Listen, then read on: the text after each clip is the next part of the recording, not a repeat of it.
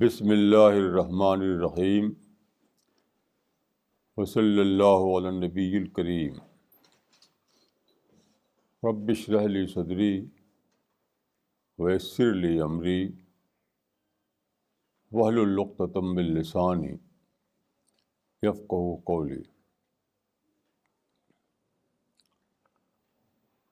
آج کی جو ٹاک ہے اس کی تھیم ہے ریشنلائزیشن آف ایول۔ یہ آج مجھے یہ چیز ڈسکور ہوئی، اس کو میں چاہتا ہوں آپ کے سامنے لانا۔ دیکھیے، قرآن میں ہے کہ شیطان تزیین کرتا ہے، یعنی آدمی کو برائی کی طرف لے آتا ہے تزیین کر کے۔ تزیین کا مطلب ہوتا ہے یعنی خوبصورت بنا کر بتاتا ہے، بیوٹیفائی کر کے بتاتا ہے برائی کو۔ اور دجال یہی کام کرے گا، تو دجال کا معنی ہوتے ہیں گریٹ ڈسیور۔ تو میں سوچتا تھا کہ یہ خوبصورت بنانا یا ڈسیو کرنا کیا ہے، شیطانی کیا ہے اور دجالی کیا ہے۔ تو آج میری سمجھ میں آیا کہ یہ ہے ریشنلائزیشن، برائی کو ریشنلائز کرنا، یہی ہے تزیین، یہی دجالی۔ کیونکہ جب آپ اس کو ریشنلائز کر لیتے ہیں تو آپ زیادہ کنوکشن کے ساتھ اس برائی کو کرتے ہیں۔ دیکھیے، برٹش فلاسفر تھا C.E.M. Jude, JOAD، C.E.M. Jude. اس کی بک ہے ماڈرن ویکڈنس۔ تو اس میں یہ کہتا ہے وہ کہ موجودہ زمانے میں برائی بہت بڑھ گئی ہے، اور یہ اسی کی بات نہیں ہے، یہ کسی بھی سینئر آدمی سے آپ پوچھیں تو وہ یہی کہے گا کہ پہلے برائی اتنی نہیں تھی جتنی اب برائی ہو گئی ہے۔ تو جوڈ کا ڈیتھ ہوئی تھی 1953 میں، تب یہ فنامنا اس کے سامنے آ چکا تھا، اب اور بڑھ گیا ہے۔ یعنی اب ہم 20th سینچری میں ہیں، اس نے یہ بات کہی تھی 1953 میں، اس کی ڈیتھ ہوئی تھی۔ تو آج ہی میری سمجھ میں بات آئی کہ کیا چیز ہے۔ جوڈ اصل میں یہ تو کہتا ہے کہ برائی بہت بڑھ گئی ہے، لیکن وہ اس کی وجہ نہیں بتا پاتا، ایسا کیوں ہوا ہے۔ وہ میری سمجھ میں بات آئی کہ یہ زمانہ جو ہے کہ پہلے بھی برائی ہوتی تھی، برائی سے کبھی بھی ہسٹری کبھی خالی نہیں رہی برائی سے، لیکن پہلے ایول صرف ایول تھی۔ اب جو ایول ہے وہ ہے ریشنلائزڈ ایول۔ ریشنلائز کا مطلب ہوتا ہے آئیڈیالوجیکلی جسٹیفائڈ ایول، یہ نظریاتی طور پر اس کو صحیح بنا لینا ایک برائی کو۔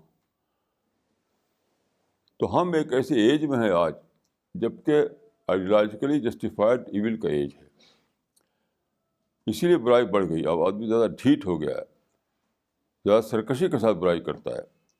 پہلے زمانے میں، خود میرے بچپن میں بھی لوگ اتنا ڈھیٹ نہیں تھے برائی کرنے کے لیے جتنا کہ آج ہو گئے ہیں۔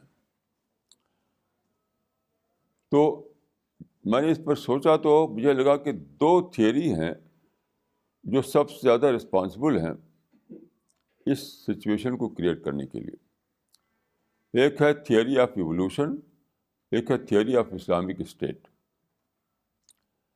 یہ دو ہیں بیسیکلی جنہوں نے کہ ایول کو ریشنلائز کیا ہے، اور جس کو میں کہتا ہوں آئیڈیالوجیکلی جسٹیفائڈ ایول پیدا کیا ہے انہیں دونوں نے۔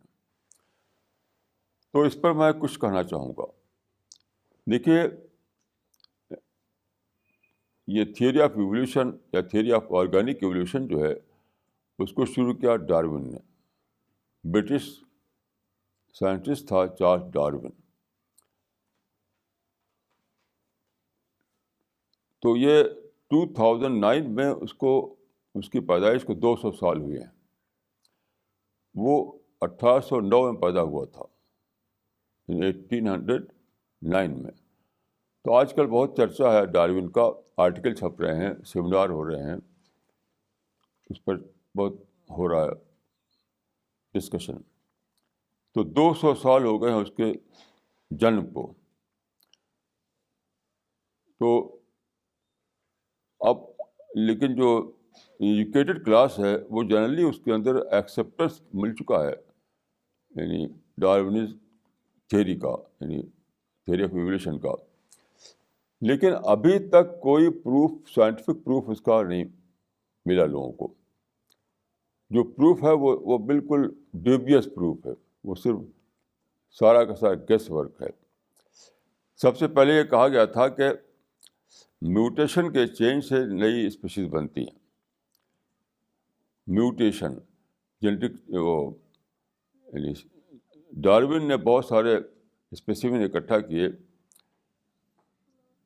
تو اس میں سملرٹی پائی. اس نے سملرٹی سے اس نے گیس کیا کہ ایک سے دوسرا نکلا, لیکن دو چیزوں کے بیچ میں جو مسنگ لنک ہے وہ پھر بھی اس کا پتہ نہیں تھا. تو بڑے بڑے فلاسفر پیدا ہوئے جنہوں نے ایولیوشن پر کتابیں لکھی, لیکن سوال یہ تھا کہ جو پروسیس وہ بتاتے ہیں اگر وہ پروسیس سچ مچ چلے دنیا میں تو اس کے لیے ٹریلین سال چاہیے, بہت لمبی مدت چاہیے. تو بات کو ڈسکور ہوا ڈارون کے بعد کہ ہماری ارتھ جو ہے اس کی ایج تو بہت کم ہے. جو ایج چاہیے ایولیوشن کے لیے کہ ایک امیبا سے چل کر کے انسان تک پہنچے, تو وہ اس کے لیے زمین تو ناکافی ہے. تو کیا ہوا کہ ایک نئی تھیوری بنائی گئی جس کو کہتے ہیں پینسپرمیا, یعنی اسپیس میں کسی پلانٹ پر زندگی پیدا ہوئی اور وہاں سے یہاں پر آ گئی. تو اسپیس سائنس شروع ہوئی اور بہت زیادہ اسپیس میں سیٹلائٹ دوڑائے گئے تاکہ معلوم ہو کہیں ہے زندگی. تو کہیں بھی سارے اسپیس میں کہیں بھی زندگی کا پتہ نہیں چلا. تو پینسپرمیا جو ہے وہ ختم ہو گیا. اب نئی ریسرچ ابھی آئی ہے, چھپی ہے جو ابھی اسی مہینے میں, کہ ایرپشن, تھیوری آف ایرپشن. وہ یہ کہتے ہیں کہ ایولیوشن جو ہے وہ تھرو ایرپشن ہوا ہے. یعنی ایرپشن کا مطلب یہ ہے کہ اچانک کچھ ہو گیا. تو جس طرح سے والکانک ایرپشن ہوتا ہے کہ اچانک آ جاتا ہے, وہ والکانک ایرپشن اچانک ہوتا ہے, تو ویسے بایولوجیکل ایرپشن بھی ہوا ہے. مثلا مچھلی میں ایرپشن ہوا تو چڑیا بن گئی, بکری میں ایرپشن ہوا تو زرافہ بن گیا, اور بلی میں ایرپشن ہوا تو ٹائیگر بن گیا, ایسے منکی میں ایرپشن ہوا تو انسان بن گیا. سب کے ورڈ پلے, یہ کوئی دلیل ہے؟ کوئی بھی دلیل آج تک ان کو پیش نہیں کر سکے ہیں. ایک پیش کرتے ہیں لوگ موت, MOTH, موت یعنی پتنگا. انہوں نے دیکھا کہ جہاں سبزی ہوتی ہے, ہریالی ہوتی ہے, وہاں پتنگے کا رنگ گرین ہوتا ہے, یعنی گرین موت ہوتے ہیں وہاں پر. جہاں پتھر وغیرہ ہوتے ہیں وہاں پر اسٹون کلر کے موت ہوتے ہیں. کیونکہ دیکھو یہ ہوتا ہے اڈیپٹیشن, یہ ہوتا ہے چینج. کتنی کوئی اتنا اسٹوپڈ بات لگتی ہے کہ موت کو لے کر کے ایولیوشن تھیوری کو جسٹیفائی کیا جائے.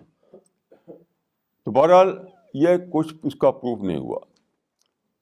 تو پہلے, لیکن اس سے کیا برائی دنیا میں آئی, scientifically it is not proved, لیکن اس سے برائی کیا آئی کہ اس سے ساری دنیا میں ارسپانسبلٹی آ گئی کہ جب خدا نہیں ہے, کوئی خدا کنٹرول نہیں دنیا پر ہے, تو ہم کسی کے سامنے اکاؤنٹیبل نہیں ہے, تو چاہے کرو. تو یہ جو ہے آج کل کہ انجوائے لائف کا جو تھیوری ہے کہ خوب عیش کرو, بابر بیش کوش کے عالم دوبارہ نیست, کو ایک نئی وہ ملی ہے. کہ آج کل کی دنیا میں آپ دیکھیں کہ ہر آدمی سمجھتا ہے کہ جو چاہے کرو, کوئی پکڑ دھکڑ نہیں ہے. پہلے زمانے میں انسان سمجھتا تھا کہ خدا کو منہ دکھانا ہے، خدا کے سامنے ہم اکاؤنٹیبل ہیں، خدا کے سامنے ہمیں حساب کتاب دینا ہے.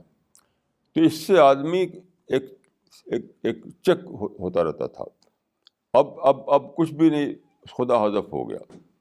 تو تھیوری آف ریولیوشن میں کیا ہوا کہ ارسپانسبلٹی کا کلچر آ گیا. ڈائریکٹ طور پر اسی کی وجہ سے آیا، یعنی ایولیوشن تھیوری کی وجہ سے، جو اگرچہ سائنٹیفکلی پروو نہیں ہوئی تھی لیکن کلچرلی وہ بالکل پھیل گئی ہر طرف. تو اس پر میں انشاءاللہ پھر کسی وقت زیادہ ڈیٹیل میں کہوں گا. اس وقت میں یہی کہہ رہا ہوں کہ ابھی جو ریسنٹ جو آئی ہے ریسرچ ایرپشن کی، وہ بالکل بیس لیس ہے کہ ایرپشن سے کیسے ہو جائے گا، اچانک کیسے ہو جائے گا، کیسے اچانک ہو جائے گا، اچانک بچلی چڑیا کیسے بن جائے گی، اچانک بلی شیر کیسے بن جائے گا، اچانک بکری جو ہے زرافہ کیسے بن جائے گی، اچانک منکی انسان کیسے بن جائے گی. بالکل ایک ورڈ پلے ہے یہ کوئی ریزن نہیں ہے یہ.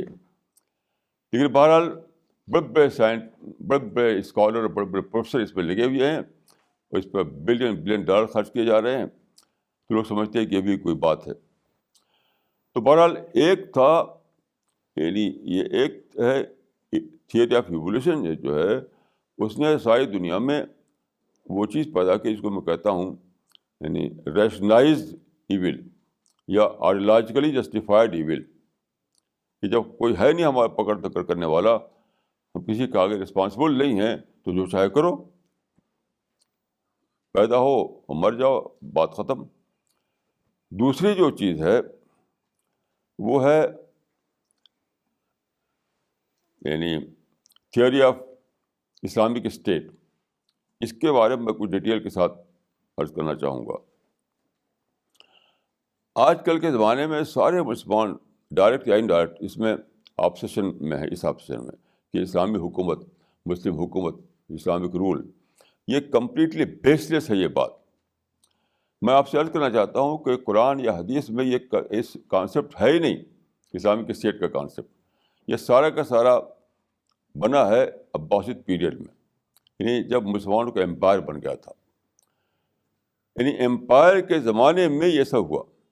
ایک ہی عربی میں صرف ایک کتاب چھپی ہے جو کہتے ہیں اللہ کا سلطانیہ، کوئی دوسری کتاب نہیں ہے اس پر. اس سے پہلے یہ لکھی گئی بات کو، امپائر جب بن چکا مسلمانوں کا، جب مسلمانوں کا امپائر بن گیا تو پولیٹیکل کیا قانون ہو، کیا لا ہو، کیا سسٹم ہو، اس پر کتاب لکھی گئی اللہ کا سلطانیہ، اور کوئی کتاب بھی دوسری نہیں ہے اس موضوع پر. اور اس سے پہلے تو کوئی کتاب نہیں لکھی گئی. کیوں؟ آپ پورا قرآن پڑھ ڈالیے، کہیں بھی آپ کو نہیں پائیں گے یہ لکھا ہوا کہ مسلمانوں تم اسلامک اسٹیٹ بناؤ، کہیں بھی نہیں. تو جو سب سے بڑا یعنی حکم ہے اسلام کا کہ ساری دنیا مسلمان اسلامک اسٹیٹ بنائے، وہ کہاں ہے؟ وہ ایک بھی ورس قرآن مجید میں نہیں ہے. 2 ورس ایسی ہے قرآن مجید میں جس میں یہ بتایا گیا ہے الذین ان مکناہم فی الارض، کہ جن کو ہم زمین میں اقتدار دیں، زمین میں پاور دیں، تو خدا کی طرف سے پاور آتا ہے. یہ ہمارے لیے کوئی ٹارگٹ نہیں ہے کہ ٹارگٹ بنا کر کے ہم حکومت قائم کریں، یہ قرآن میں کہیں نہیں ہے. ایک اور جگہ ہے کہ اس میں یہ ہے کہ وہ وعد اللہ الذین آمنوا، وہاں وعدہ کا لفظ ہے، یعنی خدا نے پرومس کیا ہے. ایک جگہ پرومس کا ورڈ ہے، ایک جگہ گفٹ کا ورڈ ہے. یعنی خدا آج ایک گفٹ دیتا ہے کسی کو، یا خدا نے پرومس کیا ہے کہ تم ایسا کرو ایسا کرو تو ہم جب بھی تم کو پاور دیں گے. یہ کہیں بھی نہیں ہے کہ تمہارا ٹارگٹ یہ ہے کہ تم اسٹرگل کر کے کوشش کرتے ہو جہاد کر کے اسلامی حکومت قائم کرو. یعنی یہ ایبسنٹ ہے یہ تھیوری قرآن مجید میں. دوسری بات دیکھیے، اگر اسلامک اسٹیٹ اتنی امپورٹنٹ ہو تو کوئی اس کا اسٹرکچر نہیں بتایا گیا، کچھ بھی نہیں. سارے قرآن حدیث میں آپ کہیں بھی نہیں بتا سکتے کہ وہاں بتایا گیا ہو کہ کیسے اسلامی حکومت بنائی جائے گی. وہ ایک ہی کتاب ہے جو بعد کو لکھی گئی ہے، 200 سال بعد. الاحکام السلطانیہ. اس کے سوا کوئی کتاب ہی نہیں اس موضوع پر ہے کہ اسلام کا یعنی پولیٹیکل ڈھانچہ کیا ہوگا. کچھ بھی نہیں. پھر آپ دیکھیے رسول اللہ صلی اللہ علیہ وسلم کے بعد یعنی اسلام میں کسی اسٹیٹ کا سب سے بڑا یہ ہوتا ہے سوال کہ ہیڈ آف دا اسٹیٹ کیسے بنایا جائے. ہیڈ آف دا اسٹیٹ کیسے اپوائنٹ کیا جائے, کیسے بنایا جائے. تو رسول اللہ صلی اللہ علیہ وسلم کی جو وفات ہوئی تو یہ سوال آیا کہ اس وقت جو بن گیا تھا جو سسٹم, جو اسٹیٹ بن گئی تھی وہاں پر, اس کا ہیڈ کیسے بنایا جائے. تو اس کا کوئی یعنی موجود نہیں تھا کوئی ماڈل. لوگ اکٹھا ہوئے تو اس وقت 2 گروپ تھے, انصار اور مہاجرین. یعنی اس وقت جو مسلمان تھے یعنی صحابہ جو تھے ان کے 2 گروپ تھے, انصار تھے اور مہاجرین تھے. تو وہاں انہوں نے کہا کہ منا امیر و منکم امیر, ایک امیر تمہارا ایک امیر ہمارا, 2 سردار بنایا جائے, 2 سردار بنایا جائے.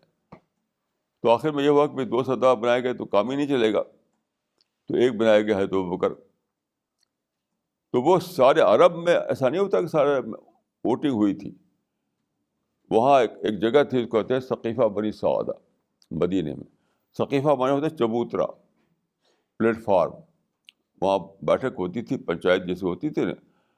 تو وہاں پر لوگ اکٹھا ہوئے. وہیں مدینے میں فیصلہ کیا گیا کہ ابوبکر جو ہیں وہ ان کو سونپ دیا جائے, تو پہلے خلیفہ وہ بنے. اچھا, اس کے بعد دوسرا جو حضرت ابوبکر کی وفات ہوئی تو پھر سوال ہوا. تو حضرت ابوبکر نے کیا کیا کہ انہوں نے نامنیٹ کیا حضرت عمر کو. تو پہلا ہوا تھا ثقیفہ بنی سعدہ کے میں لوگوں نے چرچا کر کے ایک آدمی کو بنا دیا تھا. دوسرا ہوا ہے کہ نامنیٹ کیا انہوں نے حضرت عمر کو. ان نامنیشن سے حضرت عمر سیکنڈ کیلف بنے. اس کے بعد جب ان کا انتقال ہوا تو پھر سوال تھا کہ کیا کیا جائے. تو حضرت عمر نے 6 آدمیوں کا ایک پینل بنایا. ان 6 آدمیوں نے مل کر کے ایک آدمی کو منتخب کیا. اس طرح حضرت عثمان بنے.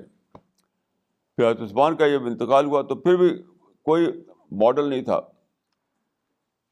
تو ایک قیاس تھا اس زمانے میں. اسی میں کچھ لوگوں نے کہا کہ حضرت علی کو بنا دیتے ہیں. پھر 5ویں خلیفہ جو مانے آتے ہیں حضرت عمر بن عبدالعزیز, ان کا تو اور بھی زیادہ عجیب طریقے سے ہوا تھا کہ جو خلیفہ تھا اس سے پہلے, خلیفہ کا لفظ صحیح نہیں ہے اس کے لیے, تو رولر تھا. وہ رولر سلیمان بن عبد الملک. تو ایک زمانے میں ایک عالم تھے, ایک اسکالر, تو انہوں نے اس سے کہا کہ تم ان کو نامزد کر دو عمر بن عبدالعزیز کو.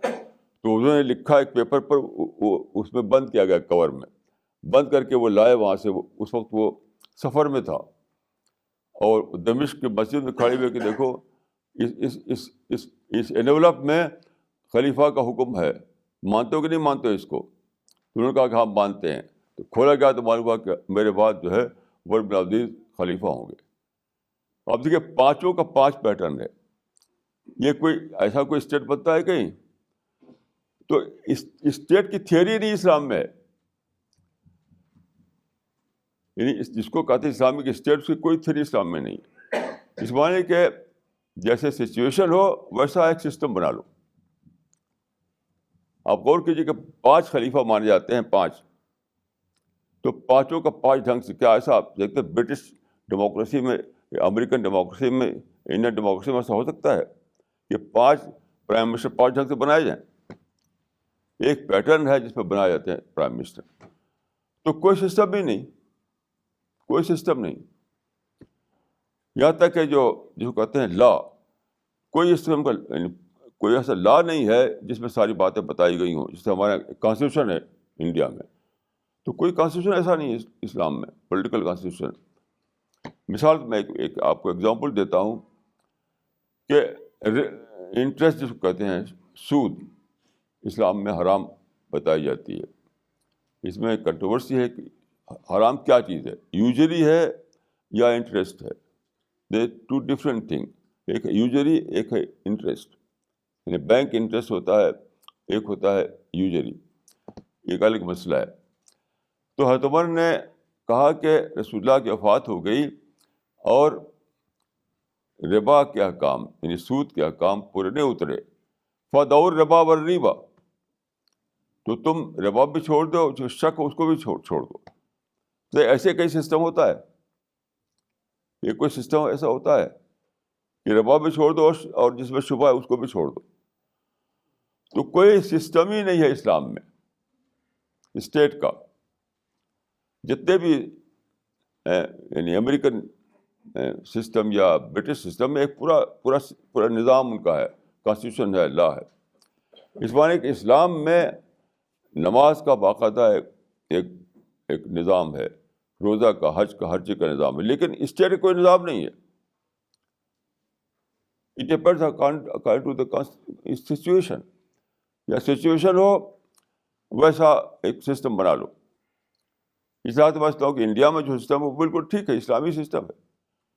کہ ڈیموکریسی ہے, الیکشن ہوتا ہے, سب لوگ ووٹ دیتے ہیں, جس کو زیادہ ووٹ ملے وہ چلاتا ہے پولیٹیکل سسٹم یہاں کا 5 سال کے لیے. پھر دوسرا آدمی آیا, تیسرا آدمی آیا, میں بالکل ٹھیک ہے. لیکن ہوا کیا اس سے؟ وہ یہ کہ جب انہوں نے یہ بتایا کہ اس مسلمان کا ٹارگیٹ یہ ہے کہ وہ اسٹیٹ بنائے, تو اس کو ٹارگیٹ دینا, میں یہ کہنا چاہتا ہوں کہ ایک ہے کسی چیز کو آپ گول بنائیں, گول. تو جب آپ نے اس کو گول کا درجہ دے دیا تو کیا ہوا کہ آدمی یہ چاہے گا کہ مجھے اس گول کو پورا کرنا ہے, نہیں تو میں خدا کے ہاں مجھے پیراڈائز نہیں ملے گی. تو پہلے کیا ہوا کہ انہوں نے کوشش کی کہ پیسفل طریقے سے ہم اسٹیٹ بنائیں. یہ جمال الدین افغانی کے زمانے میں وائلنس نہیں ہوا تھا, وہ پیسفل طریقے سے کوشش کر رہے تھے. لیکن جب دیکھا کہ پیسفل طریقے سے نہیں ہو رہا ہے, کیونکہ جو لوگ سیٹ پر بیٹھے ہوئے ہیں وہ کوئی چھوڑیں گے سیٹ کو, وہ نہیں چھوڑ رہے ہیں. تو پھر کیا ہوا, وائلنس شروع ہوا, ملیٹنسی شروع ہوئی, ان کو ہٹاؤ, ان کو مار کر کے ہٹاؤ. اچھا, مار کر بھی نہیں ہٹے, کتنے لوگوں کو مار ڈالا ان لوگوں نے. افغانستان میں, پاکستان میں, ایران میں, عرب میں بہت سے لوگ مارے گئے. اسی لیے پولیٹیکل مرڈر ہوا بہت سے لوگوں کا, صرف اس لیے کہ ان کو ہٹا کر کے پولیٹیکل سیٹ پر قبضہ کرو. پھر بھی قبضہ نہیں ہوا. اب کیا ہے, اب ہے سوسائڈ بامبنگ. اگر قبضہ نہیں کر سکتے تو انہیں مارو, انہیں ختم کرو. تو میں یہ سمجھتا ہوں کہ آج جو مسلمانوں میں ملیٹنسی ہے, یہ وائلنس ہے, ڈائریکٹلی اس کی رسپانسبلٹی جاتی ہے پولیٹیکل تھیوری پر. ڈائریکٹ اس کی رسپانسبلٹی کہ جب آپ یہ مسلمانوں کے مائنڈ میں بٹھا دیں کہ ہمیں تو ہمارا گول جو ہے اسلامک اسٹیٹ بنانا, تو کیا کریں گے, یہ ہوگا. اس میں ایک اور ایول جڑ گیا. وہ کیا ہے, جب مسلمانوں کا امپائر تھا عباسد پیریڈ میں, اس زمانے میں فقہ بنی, فقہ اسلامک لا. یہ فقہ جو ہے پہلے نہیں تھی, بعد کو بنی. اس میں ایک بہت ہی ڈینجرس ایک بنایا گیا ایک قانون, جو کہتے ہیں دارالاسلام اور دارالحرب. تو جہاں مسلمانوں کا رول ہے اس کو کہا انہوں نے دارالاسلام, لینڈ آف اسلام. جہاں جہاں مسلمانوں کا رول تھا اس کو انہوں نے ڈکلیئر کیا کہ یہ دارالاسلام ہے. اور یہ ہمارے فقہاء نے ایک بہت بڑی غلطی کی ہے کہ انہوں نے یہ مسئلہ بنا دیا کہ اگر ایک ایریا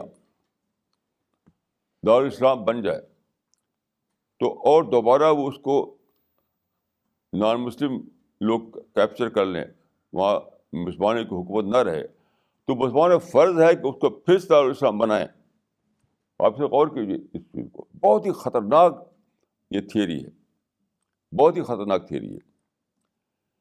تو ایک تھیوری تو وہ تھی جو چل رہی تھی پہلے سے کہ ہمارا فرض ہے کہ ہم ساری دنیا میں خلافت قائم کریں، اسلامک رول قائم کریں.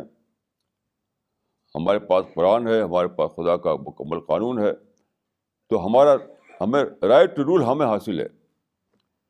رائٹ ٹو رول ہمیں حاصل ہے. دنیا بھر میں ہمیں خدا کی حکومت قائم کرنا ہے. بہت ہی ڈینجرس تھیوری ہے جس کا کوئی بیس نہیں ہے، نہ قرآن میں نہ حدیث میں. یہ بات کو بنائی گئی ہے، یعنی کمپلیٹلی بیس لیس تھیوری ہے. اس پر اور جو اضافہ ہوا وہ یہ ہوا کہ بعد کے زمانے میں، رسول اللہ کے زمانے میں نہیں، جو مسلمانوں کا امپائر بنا، مغل امپائر اور عثمان امپائر، فاطمید امپائر، تو بہت سے ایریا انہوں نے ایسا تھا جہاں ان کے رول قائم ہوا، ان کی حکومت بنی، تو وہ سارا ایریا جو ہے دارالاسلام کہا گیا.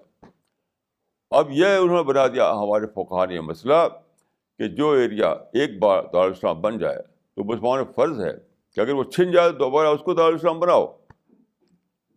یہ کمپلیٹلی ان اسلامک تھیوری ہے، لیکن یہ ہے کتابوں میں. اور ابھی ایک آرٹیکل چھپا ہے، حسین حقانی جو امبیسڈر ہیں پاکستان کے، یعنی اس وقت امریکہ میں پاکستان کے امبیسڈر ہیں وہ حسین حقانی، ان کا آرٹیکل چھپا ہے اس میں ٹائمس آف انڈیا میں. اس میں بتاتے ہیں کہ یہ جو لوگ ہیں لشکر طیبہ وغیرہ، جو ملیٹنٹ گروپ ہے لشکر طیبہ، اور سب اس میں القاعدہ، لشکر طیبہ، جیش محمد اور طالبان، ان کا نظریہ، ان کی تھیوری کیا ہے. یعنی پاکستان کا امبیسڈر بتا رہا ہے، جو چھپا ہے ٹائمس آف انڈیا میں، انہوں نے لیا ہے ایک جنرل سے، ایک جنرل نکلتا ہے واشنگٹن سے، اس سے لیا انہوں نے کہ جو ایریا ایک بار مسلمانوں کے قبضے میں آ چکا تھا اب نہیں ہے، تو وہ ہمارا ہے، اس کا اب ریکیپچر کرنا ہے. تو ہم جو ملٹنسی چلا رہے ہیں وہ جسٹیفائڈ ملٹنسی ہے. انڈیا ہمارا ہے اور ساری دنیا ہماری ہے.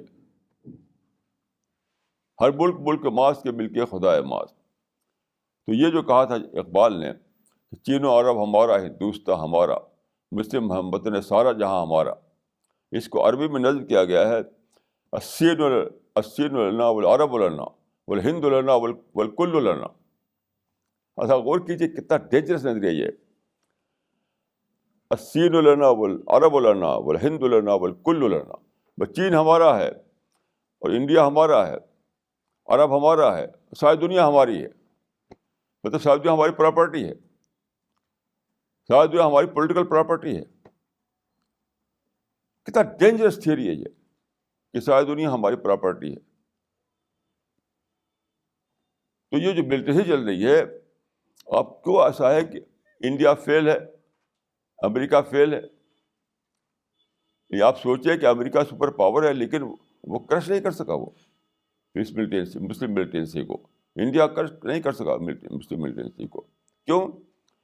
کیونکہ یہ سمپلی یہ لوگ سمجھتے ہیں، انڈیا سے لے کے امریکہ تک لوگ، کہ یہ صرف گن اور بم کا معاملہ ہے. یہ گن اور بم معاملہ، یہ آئیڈیالوجیکلی جسٹیفائڈ وائلنس کا معاملہ ہے.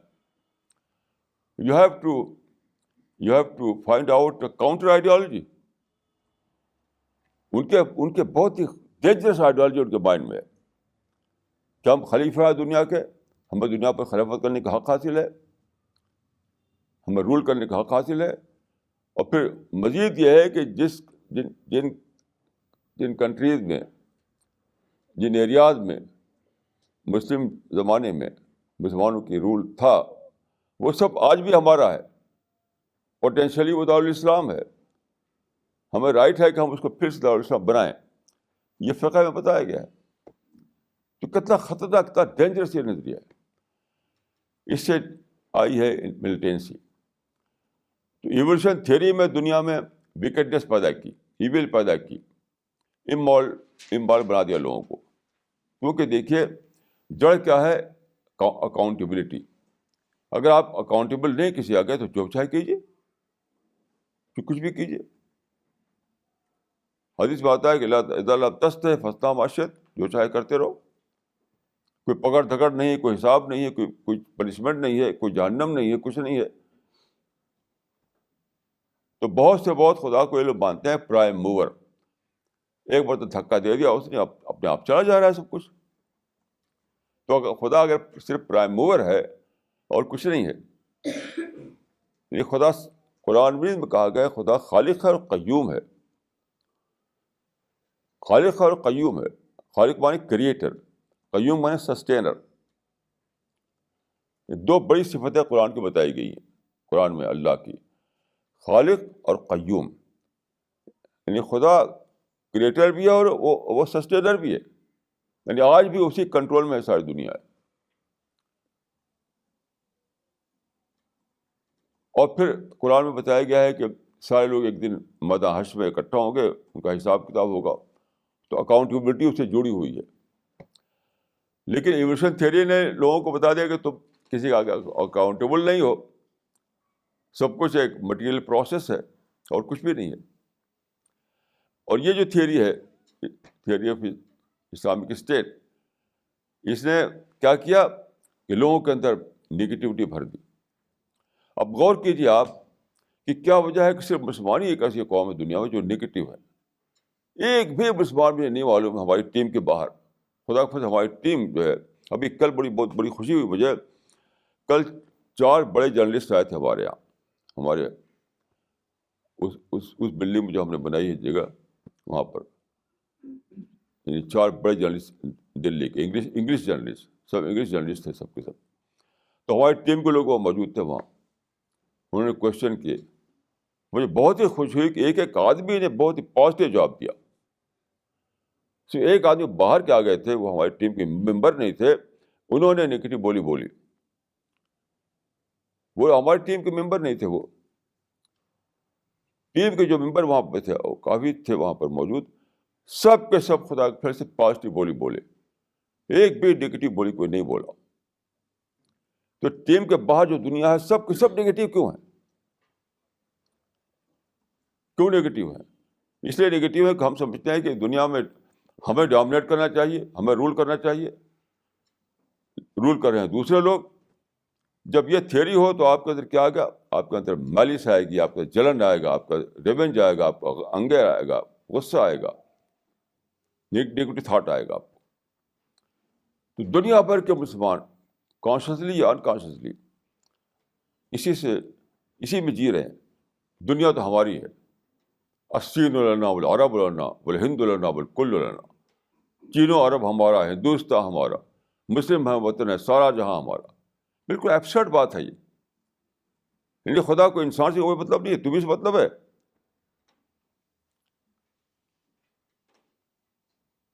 ایک ہندو نے بہت صحیح کہا کہ قرآن میں تو ہے کہ مسلمان خدا رب العالمین ہے, اور مسلمانوں پر کہا بنا رکھا رب المسلمین. ایک ہندو نے کہا, ایک پڑھے لکھے ہندو نے, کہ خدا نے قرآن میں تو لکھ دیا ہے کہ خدا رب العالمین ہے, اور مسلمانوں نے کہا بنا رکھا ہے خدا رب المسلمین ہے. اور صحیح کہا انہوں نے, بالکل صحیح کہا.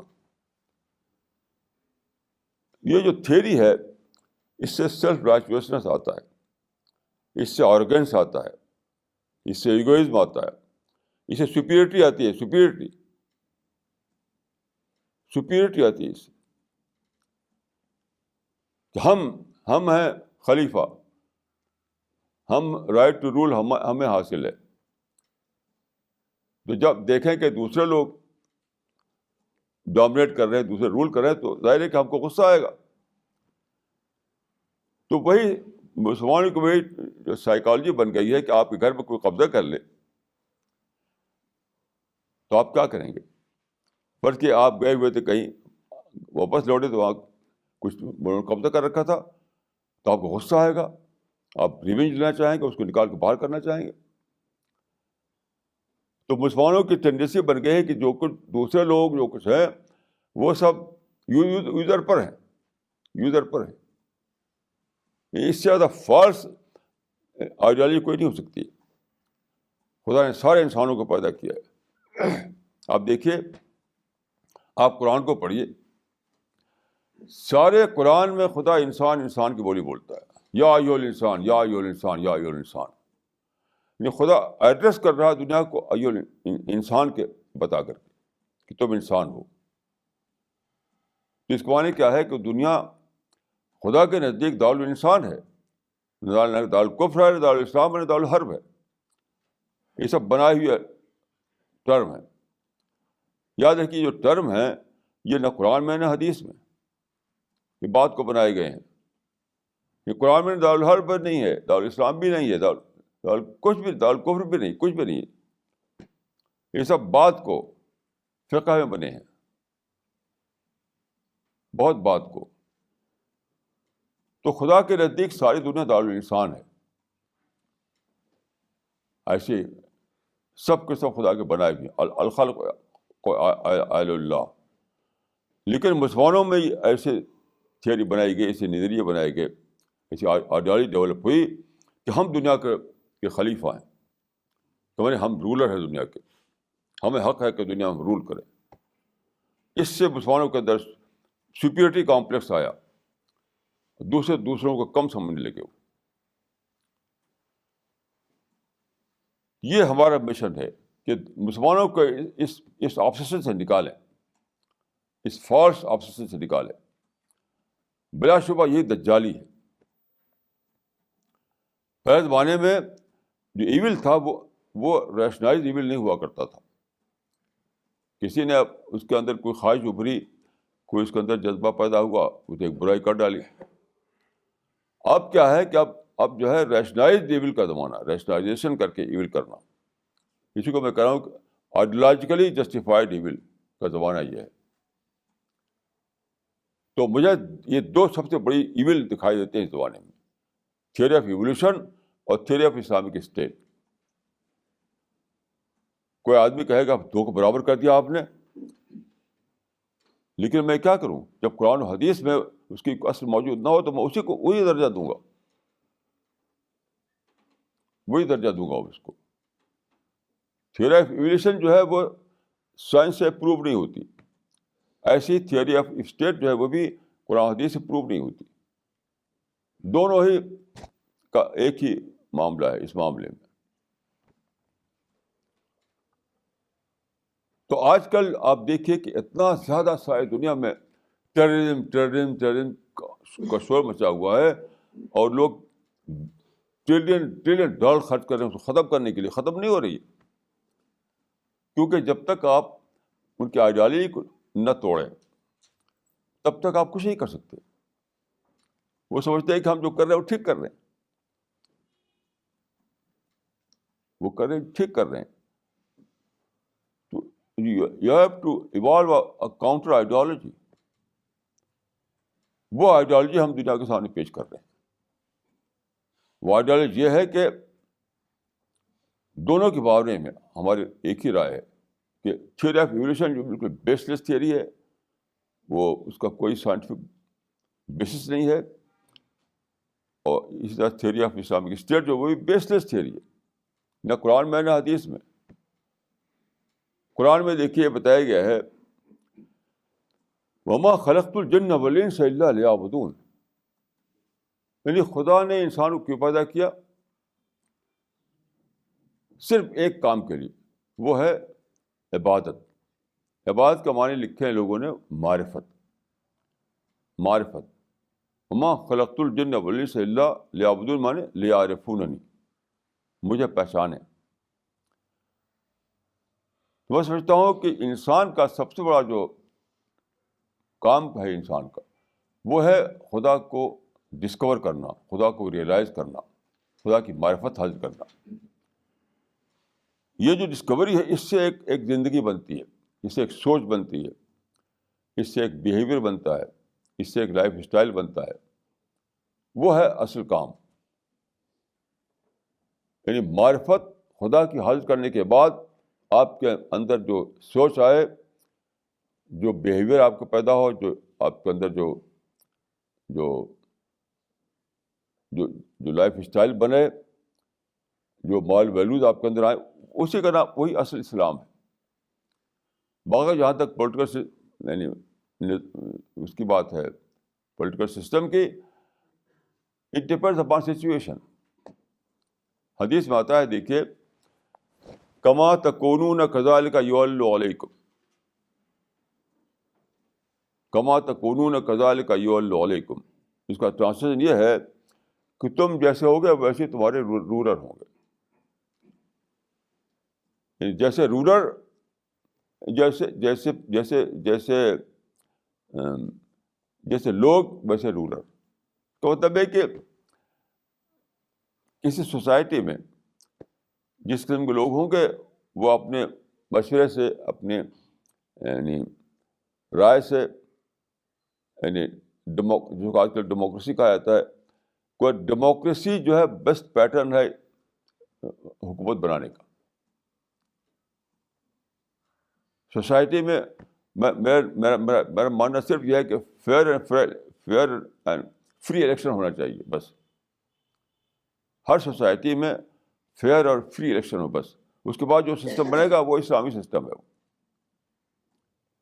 آپ لوگوں کو ایجوکیٹ کیجیے, لوگوں کے اندر یعنی ڈیوائن اسپرٹ پیدا کیجیے. اگر آپ کو کام کرنا ہے تو لوگوں کے مائنڈ کو بدلیے آپ, نہ کہ پولیٹیکل سسٹم کو بدلیے. یعنی ہمارا ٹارگیٹ پولیٹیکل سسٹم نہیں ہے, ہمارا ٹارگیٹ جو ہے انسان کا مائنڈ ہے. لوگوں کی سوچ جو ہے اس کو آپ صحیح بنائیے. جب سوچ صحیح ہو جائے گی تو وہ لوگ صحیح لوگوں کو چنیں گے بھی, صحیح لوگوں کو سلیکٹ بھی کریں گے وہ. تو ہمارا ٹارگیٹ سوسائٹی بنانا ہے, انسان بنانا ہے, مائنڈ بنانا ہے, نہ کہ پولیٹیکل سیٹ پر قبضہ کرنا.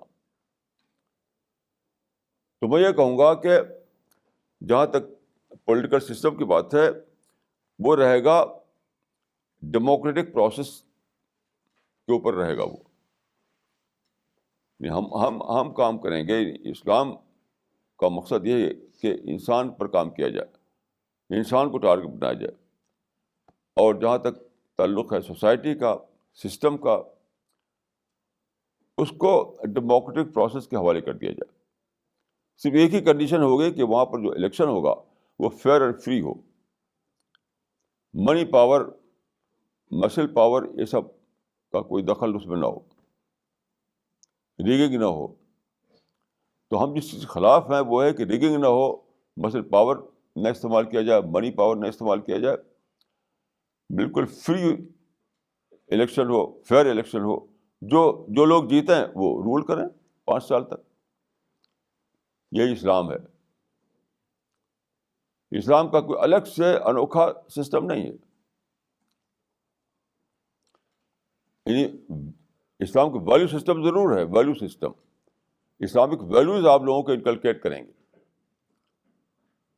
تو ہمارا جو ٹارگیٹ ہوگا کہ لوگوں کے اندر ویلیو سسٹم لائیں, لوگوں کے اندر مورل کانشیس لائیں, جو کسی پلان ہے خدا کا وہ بتائیں لوگوں کو, لوگوں کے اندر اکاؤنٹیبلٹی لائیں. یہ سب ہمارا کام ہے. باقی جو ہے جیسی سوسائٹی ویسی حکومت, بشرطے کہ وہاں پر ریگنگ نہ ہو, مسل پاور استعمال نہ ہو, منی پاور استعمال نہ ہو. بس اس کے گویا کہ فری اور فیئر الیکشن سے جو حکومت بنے وہی اسلامی حکومت ہے. جب ایسا ہوگا تبھی دنیا سے وائلنس ختم ہوگا. جب آپ اپنے مائنڈ میں رکھ لیں کہ ایسی حکومت ہونی چاہیے, تو پھر آپ ویسی حکومت نہیں بنی تو آپ لڑیں گے اس کے بعد.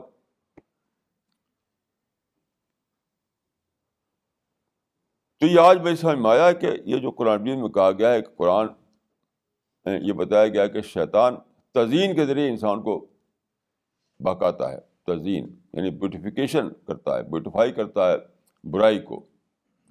اور دجال کے آخری زمانے میں دجال پیدا ہوگا. تو تزیین تو ہمیشہ سے کرتا تھا انسان, لیکن دجال جو ہے, دجال کے معنی ہوتے ہیں گریٹ ڈیسیور, گریٹ ڈیسیور. تو میں سمجھتا ہوں کہ اس میں اشارہ ہے اس زمانے کی طرف جب کہ ریشنلائزڈ ایول دنیا میں آ جائے گا. ریشنلائزڈ ایول یعنی آئیڈیالوجیکلی جسٹیفائڈ ایول, وہی دجالی ہے. اس زمانے میں جس زمانے میں ہم ہیں اس زمانے میں یہی ہو رہا ہے کہ ہم ریشنائز ایول کے زمانے میں ہیں. اسی لیے آدمی بالکل آپ دیکھیے آزاد سمجھتا ہے اپنے آپ کو, کچھ بھی کرے. اور جو مسلمان وائلنس کر رہے ہیں وہ سمجھتے ہیں کہ ہم وائلنس کر رہے ہیں تو ہم تو مقدس مقصد کے لیے کر رہے ہیں, خدا کے لیے کر رہے ہیں, ہمیں جو جنت ملنے والی ہے اس کے نتیجے میں, کیونکہ اس کے پیچھے ایک آئیڈیالوجی ہے کہ ہمارا فرض ہے کہ ہم دنیا میں خدا کی حکومت قائم کریں. تو ہم تو خدا کا ایک کام کر رہے ہیں, اس میں اگر ہم جان دیتے ہیں تو ہم شہید ہو جائیں گے. یہ سب فالس آئیڈیالوجی ہے. اس فالس آئیڈیالوجی کو ہمیں توڑنا ہے. اس فالس آئیڈیالوجی کو ہمیں توڑنا ہے, نہیں تو وائلنس ختم ہونے والا نہیں ہے. وائلنس ختم ہونے والا نہیں ہے. میرے پاس ایک صاحب آئے تھے جو امریکہ کے پروفیسر ہیں, وہ ریسرچ کر رہے ہیں ٹیررزم پر ریسرچ کر رہے ہیں. میں نے کہا کہ جو طریقہ آپ کا ہے نہیں امریکن لوگوں کا, اس سے ٹیررزم ختم ہونے والا نہیں ہے. آپ سمجھتے ہیں کہ یہ بم ورسز بم کا معاملہ ہے, گن ورسز گن کا معاملہ ہے. ان کی گن کے مقابلے ہم زیادہ پاورفل گن استعمال کریں گے تو ہم کرش کر دیں گے اس کو. میں نے کہا یہ آپ بھول میں ہیں آپ اس کی. یہ گن ورسز گن نہیں ہے, یہ گن ورسز آئیڈیالوجی کا معاملہ ہے. گن ورسز آئیڈیالوجی. اگر گن ورسز گن ہوتا ہے تو آپ کی پاورفل گن جو ہے ان کو مٹا سکتی تھی, لیکن یہ تو گن ورسز آئیڈیالوجی کا معاملہ ہے. تو آپ کے پاس ایک کاؤنٹر آئیڈیالوجی ہونی چاہیے, وہ ہے نہیں آپ کے پاس. بہت پہلے میں اس پہ لکھ دیا تھا ٹائمس آف انڈیا میں چھپا تھا کہ امریکہ جو ہے کسی بھی طرح سے اس کو کرش نہیں کر پائے گا. جب انہوں نے عراق پر جب اٹیک نہیں کیا تھا اس سے پہلے میں نے کہا تھا. اور جو آپ جانتے ہیں کہ $5 ٹریلین خرچ کیا انہوں نے اس لڑائی میں, اور کچھ بھی نہیں ہوا. ملٹنسی ویسی کی ویسی ہے, وائلنس وہی کا وہی ہے. ابھی آج پیپر میں آیا ہے کہ پاکستان کے پرائم منسٹر نے کہا ہے کہ وہ طالبان کے مقابلے میں وہ ہیلپ لیس ہیں. اتنا چھائے ہوئے ہیں وہ طالبان, یعنی پاکستان میں چھائے ہوئے ہیں, افغانستان سے لے کر پاکستان تک. کیا کرے گا امریکہ, کیا کرے گا انڈیا؟ کیوں؟ ان کو ایک فالس کنوکشن ملا ہوا ہے. یہ جو لوگ ہیں یہ القاعدہ ہو, چاہے طالبان ہو, چاہے جیش محمد ہو, چاہے لشکر طیبہ ہو, ان کو ایک فالس کنوکشن ملا ہوا ہے کہ ہم رائٹ پاتھ پر ہیں, ہم خدا کا جو کاز ہے اس کے لیے کام کر رہے ہیں. ایک گول دیا ہے خدا نے ہمیں کہ دنیا میں حکومت الہیہ قائم کرو, یہ گول دیا ہے ہمیں. وہ تو اپنے کے اندر ایک کنوکشن میں جی رہے ہیں. وہ سمجھتے ہیں کہ آپ ہمیں اگر یعنی بم ڈال کر مار ڈالیں تو ہم پیراڈائز میں جائیں گے سیدھے سیدھے. تو کیسے آپ ان کو کرش کریں گے؟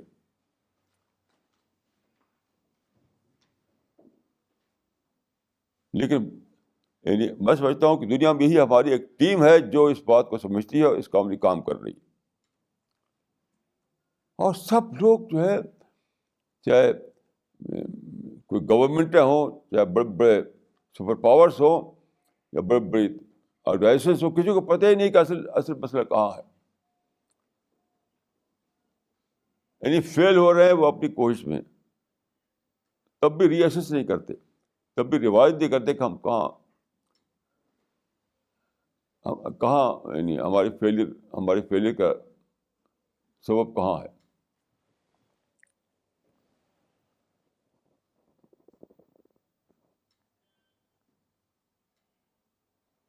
تو یہ ہے ہمارا مشن.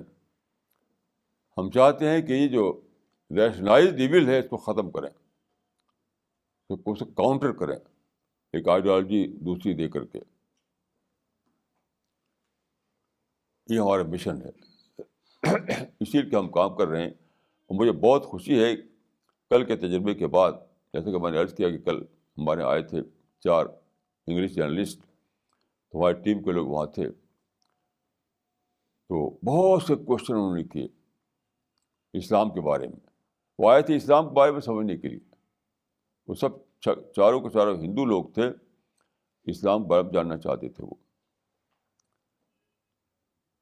بہت سے کوشچن ان کے. تو میں تو کم بولا, ہماری ٹیم کے لوگ زیادہ بولے. میں سمجھتا ہوں کہ ٹیم کے لوگوں نے جس طرح سے پریزنٹ کیا سچائی کو, وہ بہت زبردست تھا. یعنی میں بہت ہی خوش تھا یہ دیکھ کر کے کہ کتنا صحیح طریقے سے لوگ پازیٹیو انداز میں رسپانس کر رہے ہیں. اور میں سمجھتا ہوں کہ وہ چاروں لوگ جو آئے تھے بہت خوش ہو کر گئے. انہوں نے کہا کہ ہم دوبارہ چاہتے ہیں کہ پھر ہم لوگ آپ بیٹھک کریں, پھر آپ سے سنیں یہ باتیں, کیونکہ یہ باتیں کہیں اور سنتے نہیں وہ. تو کل مجھے پہلی بار یہ احساس ہوا کہ یعنی میں اکیلا نہیں ہوں, میرے ساتھ ایک ٹیم بن چکی ہے, یعنی پریپیئرڈ ٹیم.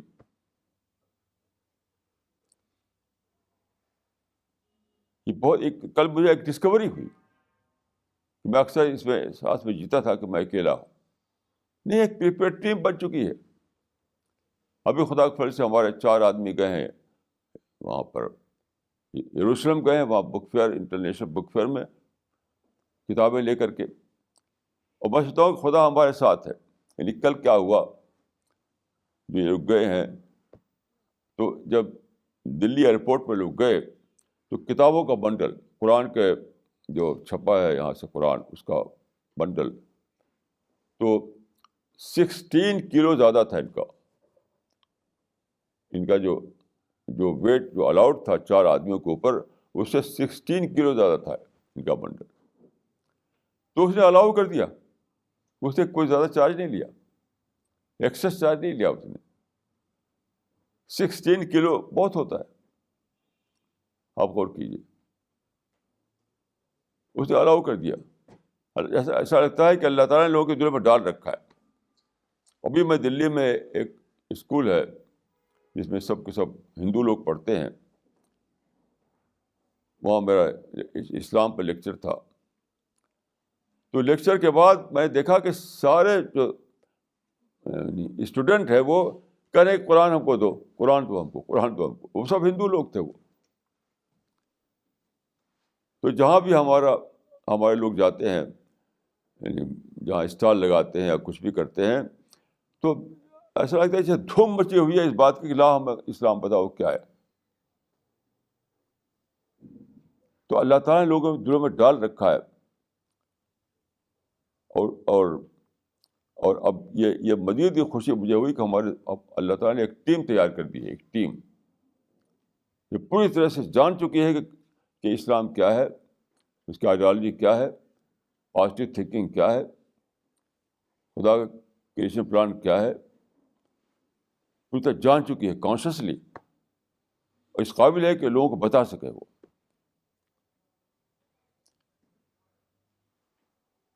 تو میں سمجھتا ہوں کہ ہم لوگوں کو یعنی مزید یقین کے ساتھ آگے بڑھنا ہے کہ خدا ہمارے ساتھ ہے, سچائی ہمارے ساتھ ہے, ہم سچائی کی طرف آگے بڑھ رہے ہیں, یعنی ہم رائٹ پاتھ پر ہیں, ہمیں خدا کی سپورٹ ملی ہوئی ہے, اور دن بدن یہ کام آگے بڑھ رہا ہے. ابھی ہمارے یہاں بنگلور میں ہمارے کئی ساتھی ہیں, وہ کام کر رہے ہیں وہاں پر. تو وہاں کی ایک لیڈی ابھی آئی ہوئی ہیں وہاں جو کام کر رہی ہیں. تو وہاں ایک ہندو ایریا ہے بنگلور میں, جہاں صرف ہندو لوگ رہتے ہیں, پڑھے لکھے ٹاپ کے لوگ, اچھے پڑھے لکھے ہندو. بہت ہی پوسٹ ایریا ہے وہ, بہت بہت ہی بڑا ہے. تو وہاں پر وہ کرتے ہیں, وہ فنکشن کرتے ہیں. تو ابھی وہاں پر وہ کیا تھا, انہوں نے ایسا فنکشن, تو اس میں اسٹال لگائے گئے تھے. تو 48 اسٹال تھے وہاں پر. تو ان سے بھی ان کا آپ بھی لائیے, اسٹال لگائیے. جانتے تھے کہ یہ مسلم ہے, مسلم بک لائیں گے, اسلامی بک لائیں گے. تو انہوں نے اسٹال لگائے وہاں پر. وہاں قرآن تھا, اسلامی لٹریچر تھا. سب لوگوں نے لوٹ لیا, ہمیں قرآن دو, ہمیں اسلامی کتاب دو. اور سب ہندو لوگ تھے وہاں پر. تو ایسا لگتا ہے کہ اللہ تعالیٰ نے لوگوں کے دلوں میں ڈال دیا ہے کہ پڑھو سچائی کیا ہے، سچائی کو ڈسکور کرو. ایک جس کو کہتے ہیں، جیسے کہ نیوٹن کے زمانے میں کہا جاتا ہے کہ یورپ میں نیوٹن کے بعد ایک زمانہ گزرا ہے 200-300 سال کا، جب کہ سارے یورپ میں ہر آدمی اس میں جیتا تھا، یعنی اس میں کیا کہتے ہیں اس کو، اسپرٹ آف انکوائری میں، اسپرٹ آف انکوائری میں جیتا تھا، سائنٹیفک انکوائری، ہر چیز کو جانو کیا ہے. مٹیریل ورلڈ کے بارے میں پوری یورپ میں ایک جاگ پڑا تھا، ایک کلچر، اسپرٹ آف انکوائری. ہر طرف گھروں گھروں میں لیبورٹری بنی ہوئی تھی، گھروں گھروں میں لیبورٹری بنی ہوئی تھی، سب ریسرچ کر رہے تھے اور پتہ کر رہے تھے کیا ہے مٹیریل ورلڈ. وہ اسپرٹ آف انکوائری آج کل جاگ پڑی ہے سچائی کے بارے میں، سچائی کے بارے میں. شاید دنیا میں لوگ جاننا چاہتے ہیں کہ سچائی کیا ہے. تو جب آپ وہاں پر جاتے ہیں اسلامک لٹریچر لے کر کے اور کہتے ہیں کہ اس میں سچائی ہے، اس میں کسی پلان آف گاڈ بتایا گیا، تو وہ اس میں ٹوٹ پڑتے ہیں کہ دیکھیں تو کیا ہے اس کے اندر. تو مجھے ایسا لگتا ہے کہ ساری دنیا میں ایک نئے قسم کی اسپرٹ آف انکوائری جاگ پڑی ہے، ایک نئے قسم کی اسپرٹ آف انکوائری جو سچائی کے لیے ہے.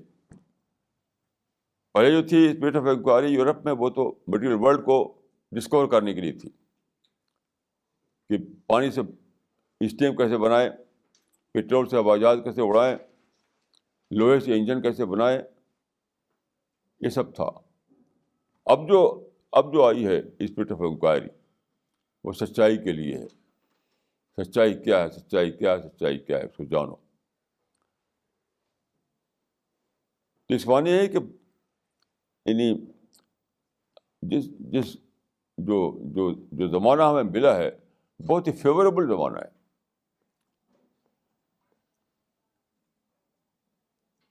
ابھی ایک بات عرض کروں، ابھی جو ہمارے ساتھی گئے ہیں 4 ساتھی اسرائیل بک فیئر کے لیے، تو ان کو میں نے ایک میسج دیا ہے لکھ کر کے کہ وہاں لوگوں کو بتاؤ، عرب لوگوں کو بھی اور یہودی لوگوں کو بھی. اس میں نے لکھ کر دیا ہے ان کو کہ اگر مجھے عربوں کو ریپرزینٹ کرنا ہو تو میں کہوں گا کہ پورے پیلسٹائن میں تو اپنا گورنمنٹ بنا لو. گورنمنٹ ہمیں کیا دو، صرف ہیومن رائٹس دے دو ہم کو، جیسا کہ یونائٹڈ نیشنز میں کے چارٹر میں بتایا گیا ہے. تو یہ بڑی ڈسکوری ہے کہ اس زمانے میں ایک نئی چیز وجود میں آئی جو پہلے تھی نہیں. وہ ہے کہ ساری چیزیں جو ہے وہ یعنی پولیٹیکل پاور سے ڈیٹیچ کر دی گئی ہیں. اس کو میں کہا کرتا ہوں کہ D centralization of political power. پہلے دیکھیے ہیومن رائٹس کچھ نہیں ہوا کرتا تھا، ایک کنگ تھا، کنگ کا حکم جو تھا وہی سب کچھ تھا. یعنی کوئی ہیومن رائٹس جس کو آج ہم کہتے ہیں، وہ اس کا کوئی ایگزسٹ نہیں کرتا تھا پہلے. بادشاہ کی زبان جو ہے وہی سب کچھ تھا. بس یہ ایک نیا فنامنا ہے کہ دنیا میں ایکسیپٹڈ ہیومن رائٹس بن گئے ہیں. یونائٹڈ نیشنز میں 1948 میں ایک چارٹر بنایا گیا اور سارے لوگ سائن کیے اس کے اوپر. اس وقت دنیا میں 192 نیشنز ہیں جو اس کی ممبر ہیں یونائٹڈ نیشنز کی، اور سب نے اس پر سائن کیا، اس پر. تو جو اس کو کہتے ہیں چارٹر آف ہیومن رائٹس میں جو دی ہوئی ہے وہ سب کچھ اس میں ملا ہوا ہے، ساری اپرچونیٹیز ملی ہوئی ہیں. تو پولیٹیکل سیٹ چھوڑ کر کے ساری چیز جو ہے وہ آپ کو مل چکی ہے. ساری اپرچونیٹیز، جو چاہے مذہب آپ کا ہو، جو چاہے جس چیز کو آپ چاہے پروپیگیٹ کریں، جو چاہے ایجوکیشن لیں، جو چاہے بزنس کریں، جو چاہے کام کریں، ود اونلی ایکسیپشن وہ آپ وائلنس نہ کریں. اس چارٹر کے مطابق دنیا میں آپ کو والد کے سوا سب کچھ آپ کے لیے کھول دیا گیا، سارے دروازے کھول دیے گئے. یہ کبھی نہیں تھا ایسا پہلے، اس سے پہلے کبھی بھی نہیں تھا. آج کی دنیا میں ہیومن رائٹس کی دنیا ہے، کمیونیکیشن کی دنیا ہے، فریڈم کی دنیا ہے، ڈیموکریسی کی دنیا ہے، سیکولرزم کی دنیا ہے. تو سب کچھ کھول دیا گیا آپ کے لیے. پولیٹیکل سیٹ پہ کوئی بیٹھا ہوا ہو 5 سال کے لیے، کیونکہ ڈیموکریسی میں دیکھیے کوئی لائف ٹائم تو رول ہوتا نہیں. ایک خاص بات یہ بھی سمجھنی کی ہے کہ کنگشپ میں ایسا ہوتا تھا کہ بادشاہ زندگی پر رول کرتا تھا، پھر اس کا بیٹا رول کرتا تھا، پھر اس کا پوتا رول کرتا تھا. اس کو ڈائناسٹی کہتے ہیں، ڈائناسٹی. تو اس وقت رول آف ڈائناسٹی تھی. اب کہاں ڈائناسٹی ہے؟ اب تو ڈیموکریسی ہے. تو 5 سال کے لیے کوئی بھی آئے گا جائے گا، آئے گا جائے گا. لیکن جو پرماننٹ چیز ہے، پرماننٹ، تو اب پولیٹیکل سیٹ پرماننٹ نہیں رہی ہے، وہ ٹیمپرری ہو گئی ہے. کنگشپ کے زمانے میں وہ پرماننٹ ہوا کرتی تھی، اب پولیٹیکل سیٹ پرماننٹ نہیں ہے.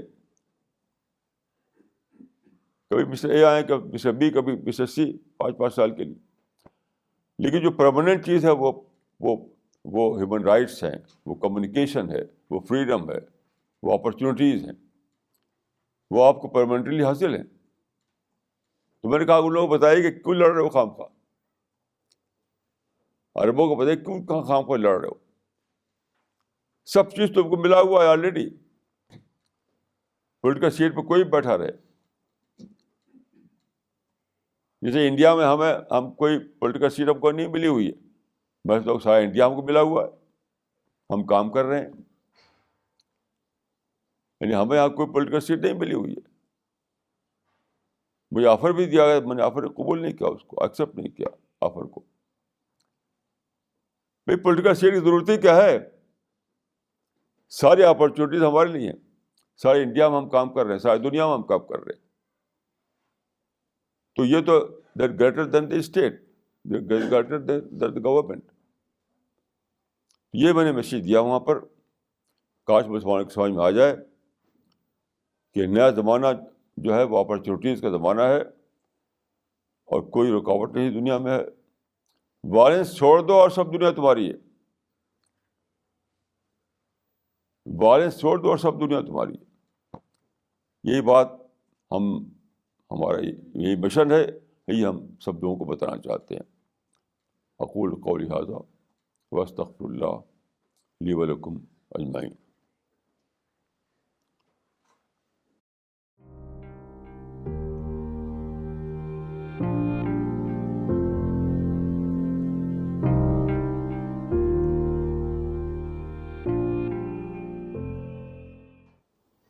This question is from نفیس شیراز. یہ لکھتے ہیں کہ جب ایشور ہنسا کو پسند نہیں کرتا اور نہ ہی اسلام اس کی شکشا دیتا ہے، قرآن بھی اہنسا کا سندیش دیتا ہے، اور یہ کہتے ہیں کہ ان کو بھی ہنسا قطعی پسند نہیں ہے، لیکن یہ کہتے ہیں پھر ایسا کیوں ہے کہ مخلوق میں آپس میں لڑائی کا مزاج کیوں ملتا ہے؟ یعنی بلیاں بھی لڑتی ہیں، چڑیاں بھی لڑتی ہیں، بچے بھی لڑتے ہیں، اور مخلوق میں لڑائی کی یہ بھاونا کیوں ہے جبکہ خدا اور مذہب اس چیز کو پسند نہیں کرتا؟ دیکھیے میں کئی بار یہ بات کہہ چکا ہوں کہ بہت سی باتیں، بہت سی مس انڈرسٹینڈنگ جو ہیں وہ صرف اس لیے ہیں کہ لوگ کریشن پلان آف گاڈ کو نہیں جانتے، اس کو چھوڑ کر کے راہ بناتے ہیں. اپنے مائنڈ میں آپ نے یہ بنا لیا کہ ہنسا نہیں ہونی چاہیے. آپ یہ دیکھیے کہ کریشن پلان آف گاڈ کیا ہے. اپنے آپ مائنڈ سے کیسے آپ ایکسپلین کر سکتے ہیں اس کو، کریشن پلان آف گاڈ کو دھیان نہ رکھ کر کے. تو خدا کا جو کریشن پلان ہے وہ یہ ہے کہ خدا نے آزادی دی ہے، اور خدا یہ دیکھ رہا ہے کہ آدمی مس یوز کرتا ہے یا اس کو ٹھیک ٹھیک استعمال کرتا ہے آزادی کو. اسی پر اس کا فیصلہ ہونا ہے. تو جب آزادی رہے گی تو آدمی مس یوز بھی کرے گا. آزادی ہے تو مس یوز کرنے کی بھی تو آزادی رہے گی اس کو.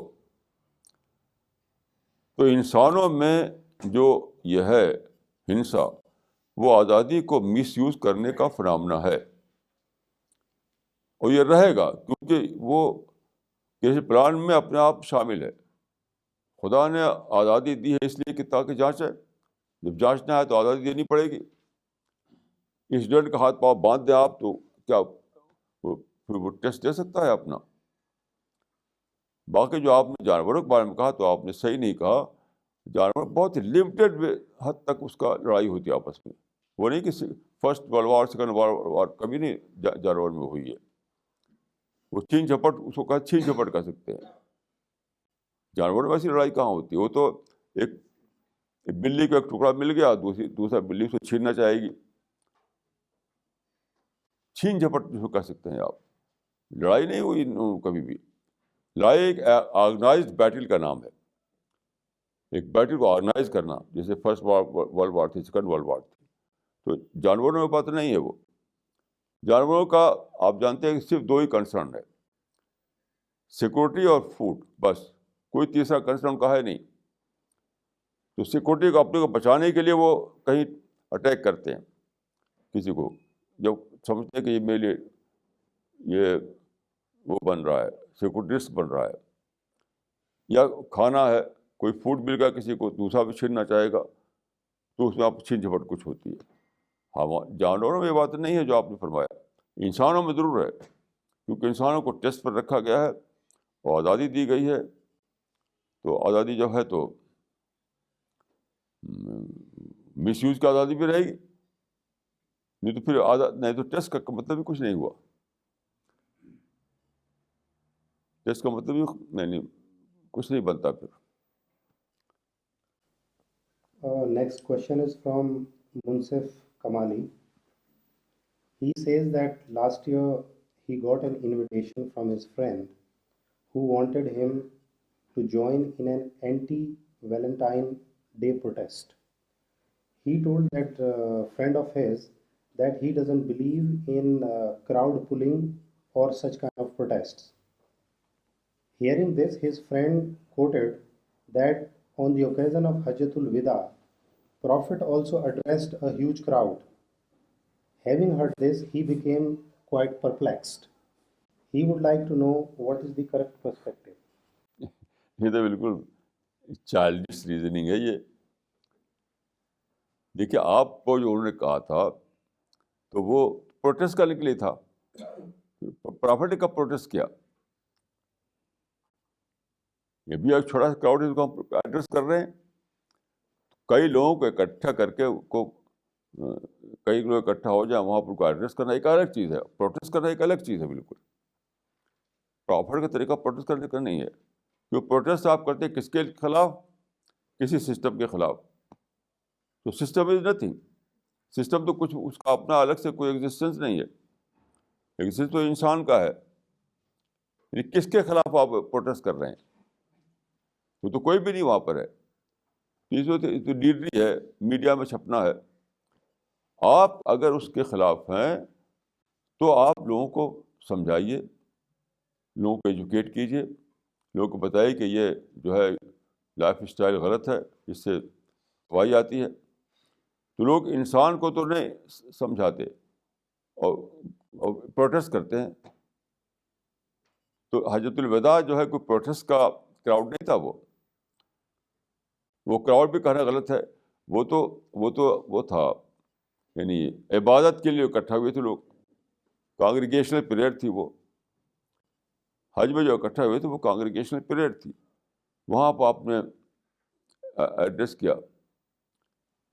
اور جو حجۃ الوداع کا خطبہ آپ پڑھتے ہیں نا، خطبہ حجۃ الوداع، ایسا نہیں تھا کہ اکٹھے بولے ہوں وہ رسول اللہ. یہ بھی غلط فہمی لوگوں کو ہے. وہ جوڑ کر کیسا بنایا گیا ہے. رسول اللہ نے ڈفرینٹ اوکیزن پر کچھ باتیں کہی تھی، وہ سب جوڑ کر کے خطبہ بنایا گیا ہے. ایسا نہیں جیسے کہ آپ پڑھتے ہیں کتابوں میں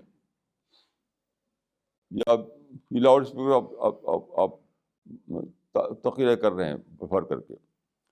خطبہ حجۃ الوداع جو ہے یعنی ایک ہی اس میں اکٹھے اس طرح نہیں آپ نے دیا جیسے کہ آپ کتابوں میں پڑھتے ہیں. وہ آپ نے کئی باتیں کہی تھی، اس کو اکٹھا کر کے خطبہ بنایا گیا ہے. تو بہرحال یہ جو پروٹیسٹ کے لیے بلایا انہوں نے آپ کو، وہ بالکل الگ چیز ہے. اور حجۃ الوداع میں جو آپ نے بتایا تھا وہ مسئلہ، یعنی وہ ایک بالکل الگ چیز ہے. یہ ہم یہ کہہ رہے ہیں، ہم جو یہاں کر رہے ہیں ایسے وہاں بھی تھا. کچھ جو اکٹھا ہیں، ہم کچھ باتیں بتا رہے ہیں ان کو، ہم پروٹیسٹ تھوڑی کر رہے ہیں. تو دونوں تو بالکل الگ الگ چیزیں ہیں. ایک جگہ جہاں لوگ اکٹھا ہوئے ہوں کانگریگیشنل پریئر کے لیے، وہاں آپ لوگ کچھ بتائیں، وہ الگ چیز ہے. اور پروٹیسٹ کریں جا کے روڈ پر، وہ الگ چیز ہے. بالکل یہ تو صحیح نہیں ہے. یہ سوال عبدالعظیم مصباحی کا ہے اور اس کے 2 پوائنٹس ہیں سوال میں کہ الاحکام الصلاتی کا مصنف کون ہے، اور دوسرے یہ پوچھنا چاہتے ہیں کہ آپ نے جو ابھی ریفرنس دیا ہے کہ یہ کس کتاب میں ہے کہ جہاں پر ایک بار دارالاسلام قائم ہو گیا اور پھر کافروں کے ہاتھ میں چلا گیا تو اسے دارالاسلام بنانا واجب ہے.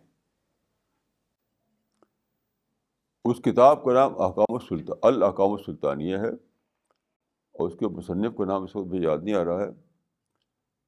وہ میں آئندہ کو بتا سکتا ہوں. باقی یہ فقہ کی کتابوں میں، کسی بھی کتاب میں آپ دیکھ سکتے ہیں، بڑی بڑی فقہ کتابیں ہیں، اس میں آپ دیکھ سکتے ہیں. یہ کوئی چھپی ڈھکی چیز نہیں جو میں نے کہا آپ سے. یہ معلوم بات ہے، یہ بات معلوم بات ہے کہ دارالاسلام کے مسائل جس کتاب میں ہوں اس کو آپ پڑھ لیجئے. اکثر فقہ کی جتنی بڑی بڑی کتابیں سب میں موجود ہے یہ. This question is from Dr. Farida Khanum. How do Muslims interpret the word Khalifa and what is its actual meaning? دیکھ، خلیفہ کے لفظی معنی ہیں سکسیسر، ایک کے بعد دوسرا آنے والا. سکسیسر جیسے ایک بادشاہ ہے، وہ مر گیا، اس کا بیٹا جو ہے وہ تھرون پر بیٹھا، تو ہی سکسیسر ہے. وہ سکسیسر ہے وہ. تو قرآن مجید میں ہے کہ اللہ تعالیٰ نے فرمایا انی جاعل فی الارض خلیفہ، میں زمین میں بنانے والا ہوں ایک خلیفہ. اس کو غلط انٹرپریشن کر کے اس کو خدا جوڑ دیا گا اس کے ساتھ، یعنی خلیفتی کا معنی لے لیا گیا، یہ اپنا خلیفہ. دیکھیے سارے قرآن حدیث میں کہیں خلیفۃ اللہ کا لفظ نہیں ہے کہ خدا نے انسان کو خلیفۃ اللہ بنایا، یہ کہیں بھی نہیں ہے. اس جو سورہ بقرہ میں جو ہے کہ انی جاعل فی الارض خلیفۃ، انی جاعل فی الارض خلیفہ، وہ نکرہ ہے، اس کے معنی ہے ایک خلیفہ. اسے یہ جوڑ دی، یہ معنی ہوتے ہیں کہ میرا، یعنی خلیفتی، یہ اپنی طرف سے اس میں بنا لیا گیا کہ میں اپنا خلیفہ بنانے والا ہوں زمین پر. یہ تو بالکل ایک یعنی تفسیر بالرائے کی بدترین شکل ہے. یہ تفسیر بالرائے تو اسلام میں جائز نہیں ہے، یعنی اپنی رائے سے قرآن کو انٹرپریٹ کرنا. تو کہیں بھی نہیں ہے سوائے اس کے کہ اسی میں جوڑ کر کے بنایا گیا. نہ کہیں خلیفۃ اللہ کا لفظ ہے، نہ کہیں خلیفتی کا لفظ ہے. تو اس سرتاپا بیس لیس بات ہے یہ. تو ابن کثیر نے، مفسر ابن کثیر نے جو لکھا ہے وہ صحیح میں نے دیکھا ہے کہ خلیفہ سے مراد ہے یہاں پر یہ زمین جو بنائی خدا نے. تو پہلے اس کو چارج بھی دیا تھا جنات کے، جن کے چارج میں تھی، جن ہوا کرتے تھے یہاں پر. تو جنوں نے بڑی ماردھاڑ کی، بہت فساد مچایا. تو جن کو خدا نے ہٹا دیا یہاں سے، ان کے چارج سے چھین لیا، اور پھر انسان کو اس کا چارج دیا. اس سینس میں انسان جو ہے خلیفۃ الجن ہے، خلیفۃ اللہ نہیں ہے. جن کے بعد آنے والا، جن کو یعنی وہ زمین جو پہلے جنات کے چارج میں تھی وہ پھر انسان کے چارج میں دی گئی کہ تم کو ابھی ٹیسٹ پر رکھا گیا ہے. جنات ٹیسٹ میں فیل ہو گئے، اب انسان کا ٹیسٹ لیا جا رہا ہے. اب اس کے بعد میدان حشر آ جائے گا، اور پھر میں سوچتا ہوں شاید کوئی تیسری مخلوق نہیں پیدا کی جائے گی جس کو ٹیسٹ پر رکھا جائے. This question is from Zubair. He says one of his friends says that leadership in Muslim Ummah is a must.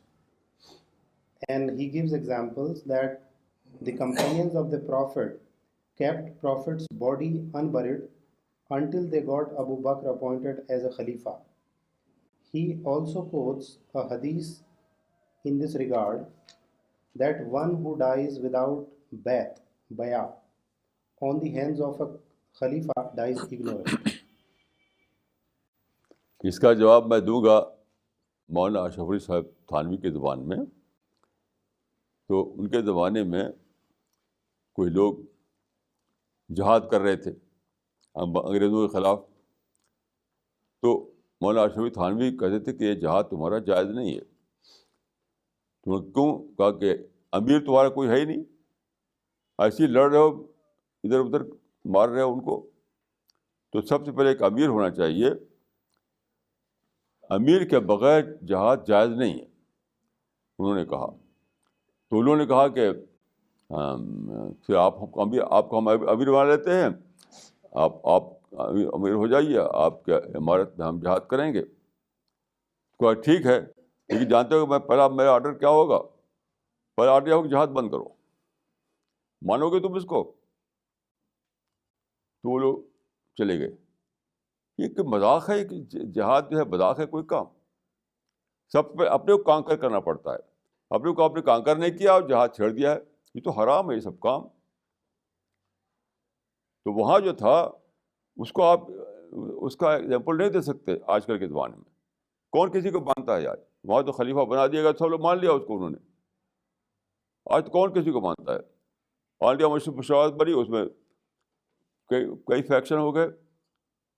پسنا board بنا, وہ بھی کئی فیکشن ہو گئے. مسلم لیگ بنی تھی, اس کے 50 فیکشن ہو گئے. ایسے کئی دنیا میں کام ہوتا ہے. پہلے مسلمانوں میں یہ جذبہ پیدا کیجیے کہ وہ اطاعت کریں. وہ ایک آدمی امیر ہو, سب لوگ کو مان لیں اس کی بات. آج کل کون مانتا ہے؟ تو اس کو ریفر کرنا بہت ہی زیادہ سرکشی میں سمجھتا ہوں کہ مسلمانوں میں مزاج پیدا کیے یعنی اپنے اطاعت کا, اور کہتے ہیں کہ ہم کو امیر بناؤ. تو امیر آپ کو بنا بھی دی جائے تو کون مانتا ہے آپ کی بات کو؟ اطاعت کا جذبہ پیدا کیجیے لوگوں کے اندر. ماننے کا مزاج پیدا, مسلمان ماننے کا مزاج ہی نہیں ہے. ایک بار تو بہت بڑی تحریک چلی تھی کہ سارے مدارس کا ایک وفاق ہو اور ایک ہی آرگنائزیشن کے تحت سارے مدرسے چلائے جائیں. علماء میں اتفاق ہی نہیں ہوا, سب الگ الگ, ہر مدرسہ الگ اپنا چلانا چاہتا ہے. جو کہتے ہیں 1.5 اینٹ کی مسجد الگ, تو مسلمانوں کا مزاج ہے 1.5 اینٹ کی مسجد الگ.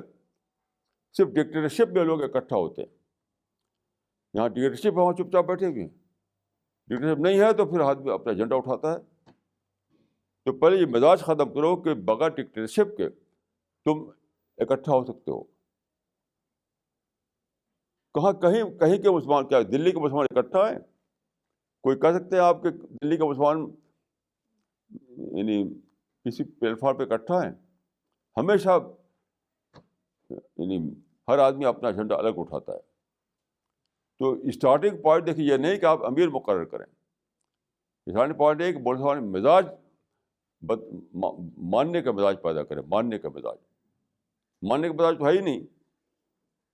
تو اسٹارٹنگ پوائنٹ کیسے بن سکتا ہے کچھ اور؟ لوگ اسٹارٹنگ پوائنٹ میں غلطی کرتے ہیں, سمجھتے ہیں کہ ایک امیر بنا کر اس کو اعلان کر دیا جائے تو بس کام بن گیا. نہیں, پہلے مزاج بناؤ لوگوں کے اندر, ماننے کا مزاج, اطاعت کا مزاج, تسلیم و رضا کا مزاج. تب جا کر کے امیر مقررنے کوئی فائدہ ہوگا, ورنہ کوئی فائدہ نہیں ہوگا. اس میں ایک اور انتشار پیدا ہو جائے گا.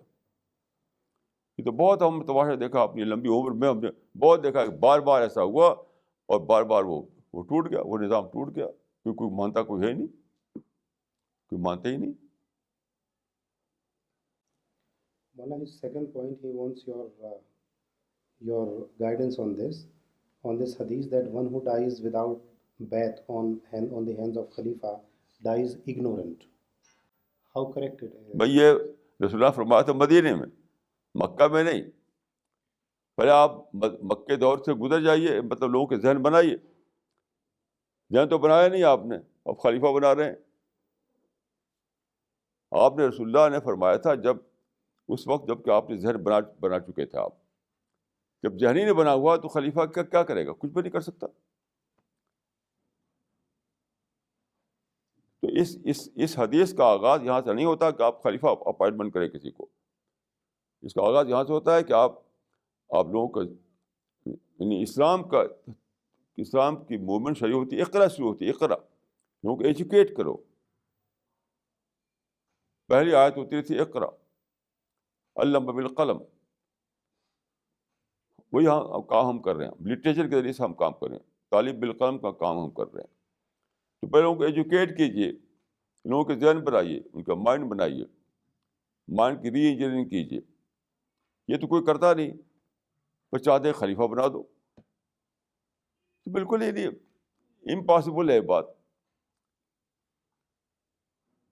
کیسے لوگ سمجھ نہیں پاتے؟ میں حیران ہوں کہ اسٹارٹنگ پوائنٹ کیا ہے اس کو جاننا سب سے بڑی چیز ہے.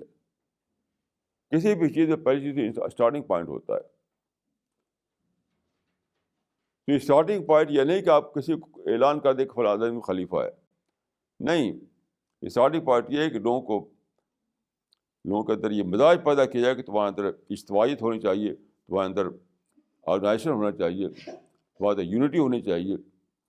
اور یونٹی جب آتی ہے جب کہ کسی کو مانا جائے. جیسے نماز ہماری ہوتی ہے، نماز جو ہے کیا ہے؟ نماز ایک لیسن ہے. ایک آسپیکٹ اس کا یہ ہے کہ ایک آدمی آگے کھڑا ہو گیا، اب سب لوگ پیچھے اس کے نماز پڑھ رہے ہیں. اس کا مطلب کیا ہے؟ ایک کو آگے کر کے سب کو بیک سیٹ پہ چلے جاؤ. ڈیلی یہ لیسن دیتی ہے نماز، ایک کو آگے کر کے سب بیک سیٹ پہ چلے جاؤ. لیکن ایک فارمل طریقے پہ نماز پڑھتے ہیں ہم، اور اسی کو اپنی زندگی میں دہرانے کو تیار نہیں. جو نماز میں لیسن دیا گیا کہ ایک آگے کر کے سب بیک سیٹ پہ چلے جاؤ، کون مانتا ہے اس کو زندگی میں؟ مسجد کے باہر کی زندگی میں کوئی نہیں مانتا. تو پہلے یہ جانے کہ اسٹارٹنگ پوائنٹ کیا ہے. اسٹارٹنگ پوائنٹ لوگوں کا ہے سوچ بدلنا، ذہن بنانا، لوگوں کے اندر اطاعت کا مادہ پیدا کرنا، ماننے کا مزاج بنانا، ایکسیپٹنس. میں نے ایک بار تو کہا تھا کہ ہمارا لیک آف لیڈرشپ کا معاملہ نہیں ہے، lack of acceptance of leadership کا معاملہ ہے.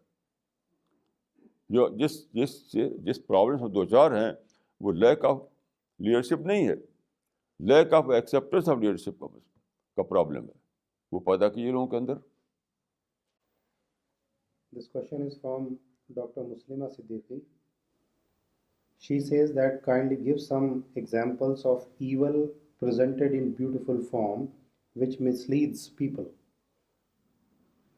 کیا پھر پڑھیے؟ She would like to know some examples of evil presented in beautiful form which misleads people.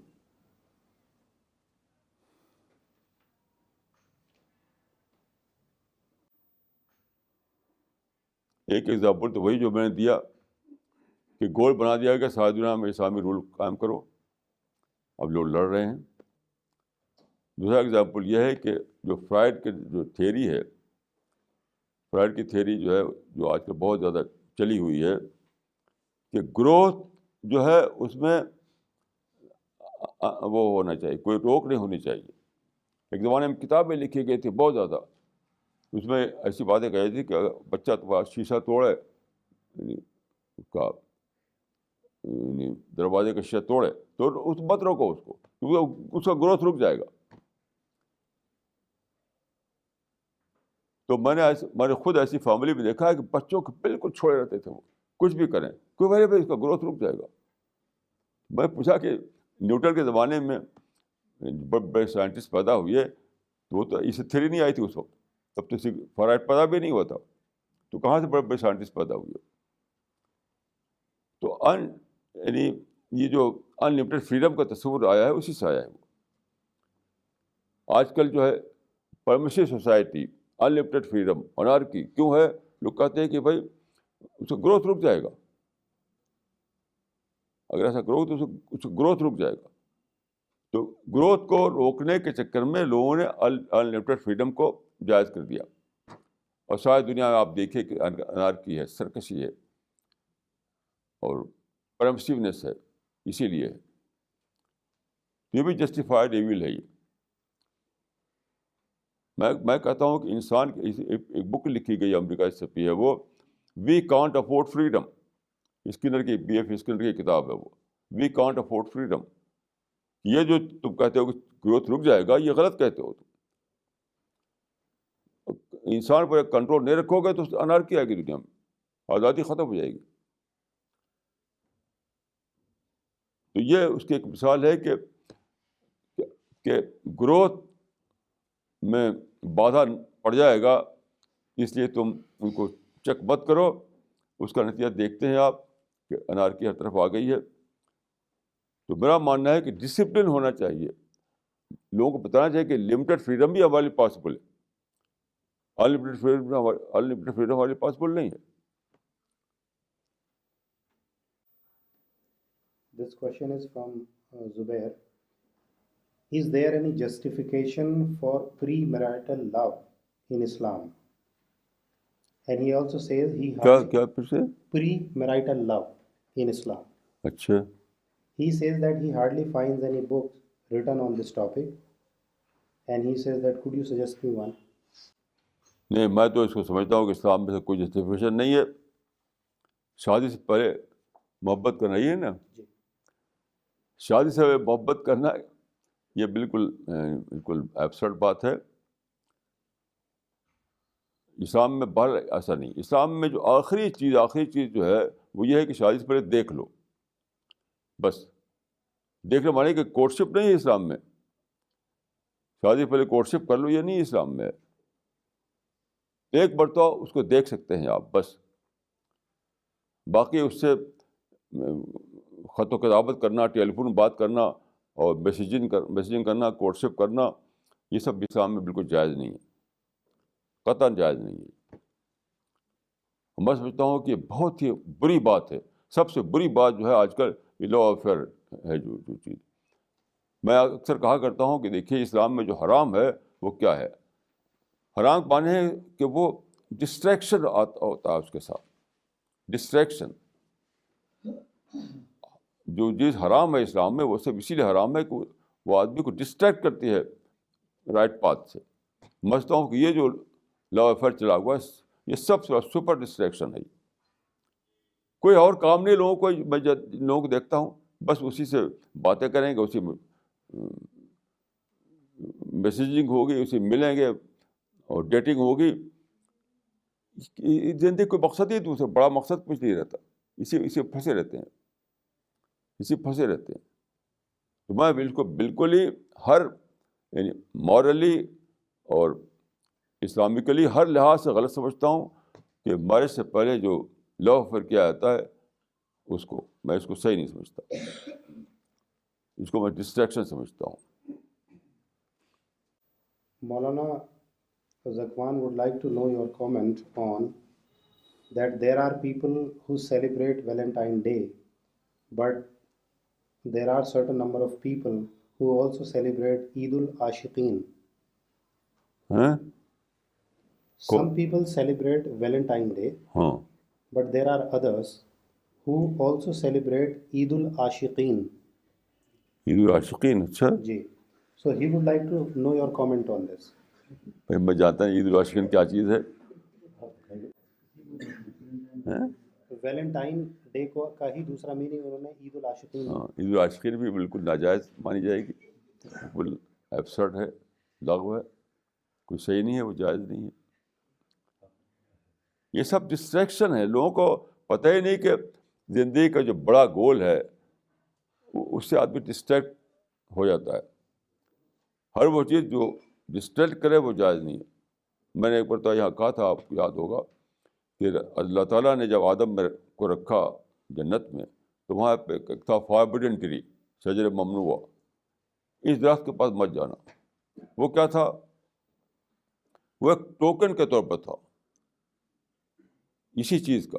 خدا نے بتایا کہ دیکھو دنیا میں تم جاؤ گے تو سب سے بڑی چیز جس سے تمہیں بچنا ہے وہ ڈسٹریکشن ہے. وہ سمبل آف ڈسٹریکشن تھا وہ پیڑ. یہ اللہ تعالیٰ پہلے دن بتا دیا تھا انسان کو کہ تم کو دنیا میں ڈسٹریکشن سے بچنا ہے. all kind of distractions. Save yourself from all kind of distractions. ورنہ تم کوئی بڑا گول نہیں بنا پاؤ گے, اپنا ڈیولپمنٹ نہیں کر پاؤ گے, کوئی بڑا کام تم سے نہیں ہو سکے گا, اور آخر میں کیا ہوگا؟ پیراڈائز سے محرومی. تو ہمیں جاننا چاہیے کہ ہر وہ چیز جو آپ کو رائٹ پاتھ سے ڈسٹریکٹ کرے. رائٹ پاتھ کیا ہے؟ High thinking, intellectual development, study, اپنے آپ کو, اپنے مائنڈ کو زیادہ سے زیادہ یعنی اکوپ کرنا معلومات سے, بڑی بڑی باتوں سے. تو جو چیز اس سے ڈسٹریکٹ کرے آپ کو, وہ سب ناجائز ہے. یہ پہلے دن اللہ تعالیٰ نے بتا دیا تھا انسان کو جنت میں. تو بہت سی چیزیں اس کو فتویٰ کی زبان میں حرام کہا جاتا ہے, وہ حقیقت میں ہوتی ہیں یعنی source of distraction. This question is from Muhammad Adil. Is it necessary for a Muslim to support his homeland if the country is ruled by a non-Muslim? بھائی مسلم نان مسلم کا نظریہ بالکل باطل ہے. یہ جس ملک میں آدمی رہتا ہے وہ اس کا ملک ہے سب کے لیے. بہت ہی غلط ذہن مسلمانوں میں ہے. جو ہمارا وطن ہے وہی ہمارا وطن ہے. اگر آپ عرب میں ہیں تو وہی آپ کا وطن ہے, انڈیا میں ہے تو وہی آپ کا وطن ہے. آپ کو یعنی ایک ہی نیشنل پالیسی, ایک ہی پالیسی ہوگی, سب کے لیے پالیسی ہوگی. ایک ہی نیشنل پالیسی ہوگی جو سب کے لیے ہوگی, چاہے مسلمان ہو چاہے نان مسلم ہو. اس معاملے میں کوئی فرق نہیں ہے. میں سمجھتا ہوں کہ مسلمانوں میں بہت ہی بڑی برائی یہ ہے, سپر ایول ہے, کہ وہ اپنے ہوم لینڈ سے انہیں محبت نہیں ہوتی. اور اسی لیے بہت نہیں ہوتی کہ سمجھتے کہ تو دارالکفر ہے اور فلاں ہے, دارالحرب ہے, یہ ہے وہ ہے. یہ سب نظریات بالکل بیسلیس نظریے ہیں. ہر وہ چیز جو قرآن و حدیث میں نہ ہو وہ باطل ہے, وہ بدعت ہے, وہ اس سے باہر نکلنا ہوگا. میں آپ کو ایک واقعہ عرض کروں. میں ایک جلسے میں تھا, علماء کے جلسے میں, تو وہاں پر یہ مسئلہ تھا. تو ایک شخص نے وہاں پر کہا کہ حدیث میں آیا ہے کہ حب الوطن من الایمان, حب الوطن من الایمان, یعنی وطن سے محبت کرنا یہ ایمان کا حصہ ہے. تو ایک عالم صاحب کھڑے ہوئے, انہوں نے کہا کہ یہ حدیث غلط ہے, یہ موضوع ہے. تو اس کے بعد میں آیا, میں نے کہا کہ دیکھیے یہ جو قول ہے حب الوطن من ایمان, اگر یہ حدیث رسول نہ ہو تو حدیث فطرت ہے. یہ یاد رکھیے, اگر یہ حدیث رسول نہ ہو تب بھی یہ حدیث فطرت ہے. یہ فطرت میں ہے انسان کے کہ وہ اپنے وطن سے محبت کرے. تو میں نے پوچھا کہ بتائیے کہاں لکھا ہوا ہے کہ اے لوگوں اپنے ماں سے محبت کرو, کہاں لکھا ہوا ہے؟ تو حب الام من الایمان اگر نہ ہو تو حب الام من الفطرہ ہے. کہاں لکھا ہوا کہ حب الام جو ہے ماں سے محبت کرنا ضروری ہے آپ کے لیے؟ لیکن سب لوگ محبت کرتے ہیں اپنی ماں سے. کون جو اپنی ماں سے محبت نہ کرتا ہو؟ کہیں لکھا ہوا نہیں کہ حب الام من الایمان, ماں سے محبت کرو, یہ ایمان کا حصہ ہے. تو میں نے کہا کہ دیکھیے اگر حب الوطن من الایمان حدیث نہ ہو, حدیث رسول نہ ہو, تب بھی وہ حدیث فطرت ہے. وہ آدمی جو ہے بہت ہی ڈس آنیسٹ آدمی ہے جو اپنے وطن سے محبت نہ کرے. جس ملک میں ہم پیدا ہوئے, جس ملک کی ہوا میں سانس لیتے ہیں, جس ملک کی غذا سے ہمارا باڈی بنا ہے, جس لوگوں کے درمیان رہتے ہیں, اسے محبت نہیں ہے آپ کو, تو آپ حیوان ہیں, انسان نہیں ہیں آپ.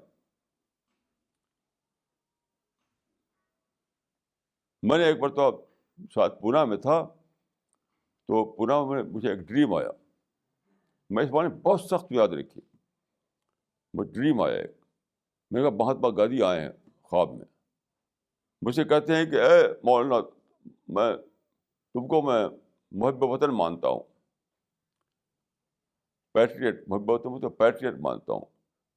تو میں رو پڑا. میں نے کہا گاندھی تمہارے سرٹیفکیٹ میں ضرورت نہیں ہے, میں نیچر میرے لیے کافی ہے کہ میں اپنے وطن سے محبت کروں. کسی گاندھی کے سرٹیفکیٹ کی مجھے ضرورت نہیں ہے, میں حب الوطنی کے لیے. میں انسان نہیں ہوں اگر اپنے وطن سے محبت نہ کروں، اس لیے میں اپنے وطن سے محبت کرتا ہوں. وہ انسان نہیں ہے، وہ حیوان ہے. وہ ایک حیوان کو آپ چاہے انڈیا میں رکھے چاہے اس کو امریکہ میں لے جائیے، ہر جگہ برابر ویسے رہے گا. وہ یہ انسان کی فطرت میں انٹروومن ہے کہ وہ اپنے وطن سے محبت کرے. جو اپنے سے محبت نہ کرے وہ ڈس آنیسٹ آدمی ہے، وہ حیوان ہے، وہ اینیمل ہے. وہ تو مجھے یاد ہے کہ میں نے کہا کہ آدھی مجھے تمہارے سرٹیفکیٹ کی ضرورت نہیں ہے. میں انڈیا میں پیدا ہوا تو انڈیا سے مجھے محبت ہے، اور یہ ہوم لینڈ ہے تو مجھے محبت ہے. تو حب الوطنی میری فطرت کا پارٹ ہے، میری نیچر کا پارٹ ہے. تو وہاں جلسے میں نے یہ کہا تھا یہ بات کہ حب الوطن من الایمان اگر حدیث رسول نہ ہو تب بھی وہ حدیث فطرت ہے، اسے انکار نہیں کر سکتے آپ. کیسے وہ لوگ ہیں جو اس مسئلے کو یعنی کچھ اور رائے رکھتے ہیں. جس طرح سے آپ کو اپنے ماں سے محبت ہے اسی طرح آپ کو اپنے وطن سے محبت کرنی پڑے گی، ورنہ آپ ایک ڈس آنیسٹ انسان ہے. اللہ کے نزدیک آپ کی کوئی ویلو نہیں ہے. کیونکہ حب الام میں کہاں لکھا ہوا ہے حدیث میں بتائیے، کون سے قرآن میں لکھا ہوا کہ حب الام من الایمان، ہر آدمی اپنی ماں سے محبت کرتا ہے. اس طریقے سے حب الوطن من الایمان جو لکھا ہوا نہ ہو تب بھی وہ لکھا ہوا ہے، وہ ان ریٹن حدیث ہے. وہ مجھے تو ذرا بھی شک نہیں اس میں بہت سخت اس معاملے میں ہوں. جو اس مسئلے کو پر باتیں کرتے ہیں میں سمجھتا ہوں کہ ان کو نہ نیچر کا پتہ ہے، نہ حدیث کا پتہ ہے، نہ رسول کا پتہ ہے، نہ کسی کا پتہ نہیں. وہ خود ساختہ اپنے مائنڈ میں جی رہے ہیں. This next question is from Nagma Siddiqui. She says that is today's economic crisis in the world a result of unlimited freedom to the business community?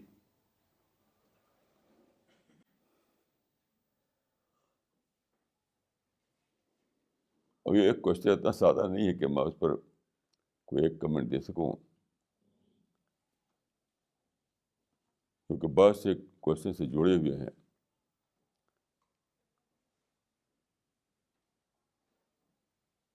بہت سے کوشچن جڑے ہوئے ہیں.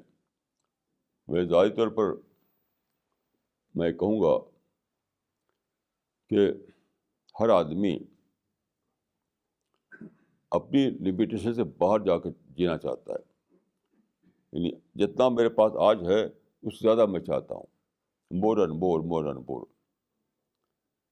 الحاق تکاثر کا معنی یہ ہوتا ہے کہ مور اور مور چاہنا، اور. تو کہیں آدمی کی حد نہیں آتی.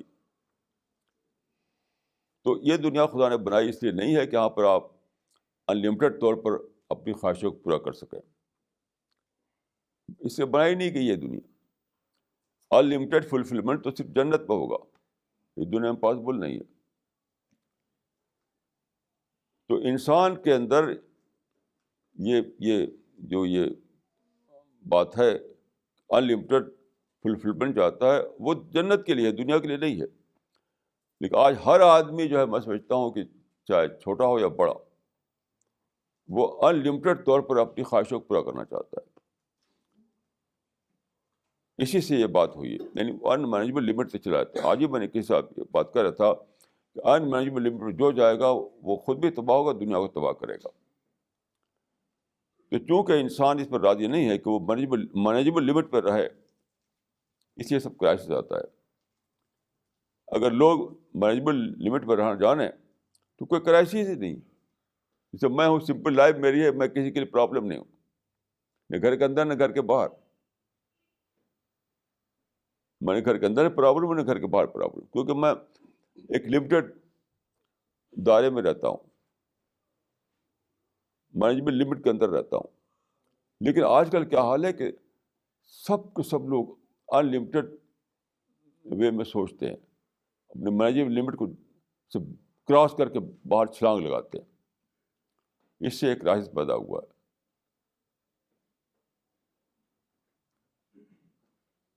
یعنی اس کو اور دوسرے ڈھنگ سے بیان کیا جا سکتا ہے، لیکن جہاں تک میں سمجھتا ہوں کم سے کم ایک آسپیکٹ یہ ضرور ہے.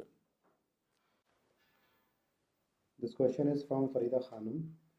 Why is it that the majority of Muslims have been influenced by the highly misleading political ideology which you have termed the Jali ideology.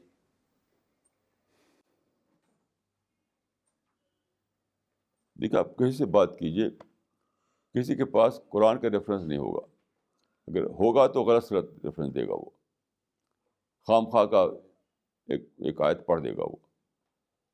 یعنی میں لوگوں سے پوچھتا ہوں, آج تک کوئی آدمی مجھے نہیں ملا اپنی پوری زندگی میں,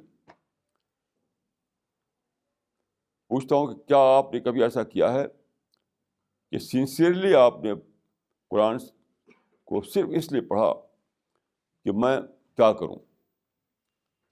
جن لوگوں نے مسلم لیگ بنائی, جن لوگوں نے جماعت اسلامی بنائی, جن لوگوں نے خلافت تحریک چلائی, جن لوگوں نے آزادی, بہت ساری تحریکیں چلائی لوگوں نے, جہاد آزادی چلائی, کوئی ایک شخص کے بارے میں یہ نہیں ہے ان کی جو کتابیں لکھی ہیں ان کے بارے میں کہ حضرت نے اعتکاف کیا اور قرآن پڑھا یہ جاننے کے لیے کہ مجھے کیا کرنا ہے. بس آؤٹ آف ریئیکشن چھلانگ لگا دیا انہوں نے, جتنے بھی ہیں سب کے سب. جتنا میں نے پڑھا ہے کم از کم, لوگوں کی وہ چھپی ہوئی ہیں, لوگوں کی زندگی کی لائف چھپی ہوئی ہے, بہت ساری کتابیں چھپی ہوئی ہیں لوگوں کے بارے میں جو لیڈر تھے, جو رہنما تھے, جنہوں نے سب طرح کی موومنٹ چلائیں, ان کے بارے میں کتابیں بہت زیادہ چھپی ہوئی ہیں. میں نے بہت ساری کتابیں پڑھی ہیں, کسی ایک کتاب میں میں نے یہ نہیں پایا کہ اس میں یہ ہو کہ اس کا جو لیڈر صاحب تھے انہوں نے اعتکاف کیا اور قرآن کو پڑھا صرف, کہ اس سے کیا نکلتا ہے, میرا مقصد, میرا ایم, میرا گول کیا نکلتا ہے, اسی کو مجھے کرنا ہے. خدا کے فضل سے میں نے ایسا کیا ہے, مدتوں میں ایسا قرآن کو پڑھ کر کے جاننے کی کوشش کی کہ میرا مقصد کیا ہے خدا کے نزدیک, خدا کیا چاہتا ہے مجھ سے, یہ میں نے جاننے کی کوشش کی. ابھی میں اپنے ساتھیوں کو لے گیا تھا آدم گڑھ دارالمصنفین میں, وہاں میں نے دیکھا کہ دیکھیے یہاں پر میں قرآن و حدیث پڑھا کرتا تھا. وہاں پر یہ حالت تھی میری کہ صبح کو جب دروازہ کھلتا تھا تو میں پہلا انسان ہوتا تھا جو اس میں داخل ہوتا تھا, اور شام کو جب بند ہوتا تھا پہلا انسان ہوتا جب میں باہر نکلتا تھا. صبح سے شام تک پڑھتا تھا, بیچ میں وہ انٹرول ہوتا تھا کھانے کے لیے, لنچ کے لیے, میں نکلتا نہیں تھا. دوپہر کھانا کھائے بغیر پڑھتا تھا میں, کئی بار مجھے غش آ جاتا تھا بھوک کی وجہ سے. مدتوں پڑھتا رہا میں قرآن حدیث کو. پھر جو چیز مجھے ڈسکور ہوئی وہ میں نے پھر اس کے بعد میں نے مشن شروع کیا اپنا. جہاں تک میں نے پڑھا ہے کسی صاحب نے ایسا نہیں کیا, بس آؤٹ آف ریئیکشن کود پڑے ایک کام لے کر کے.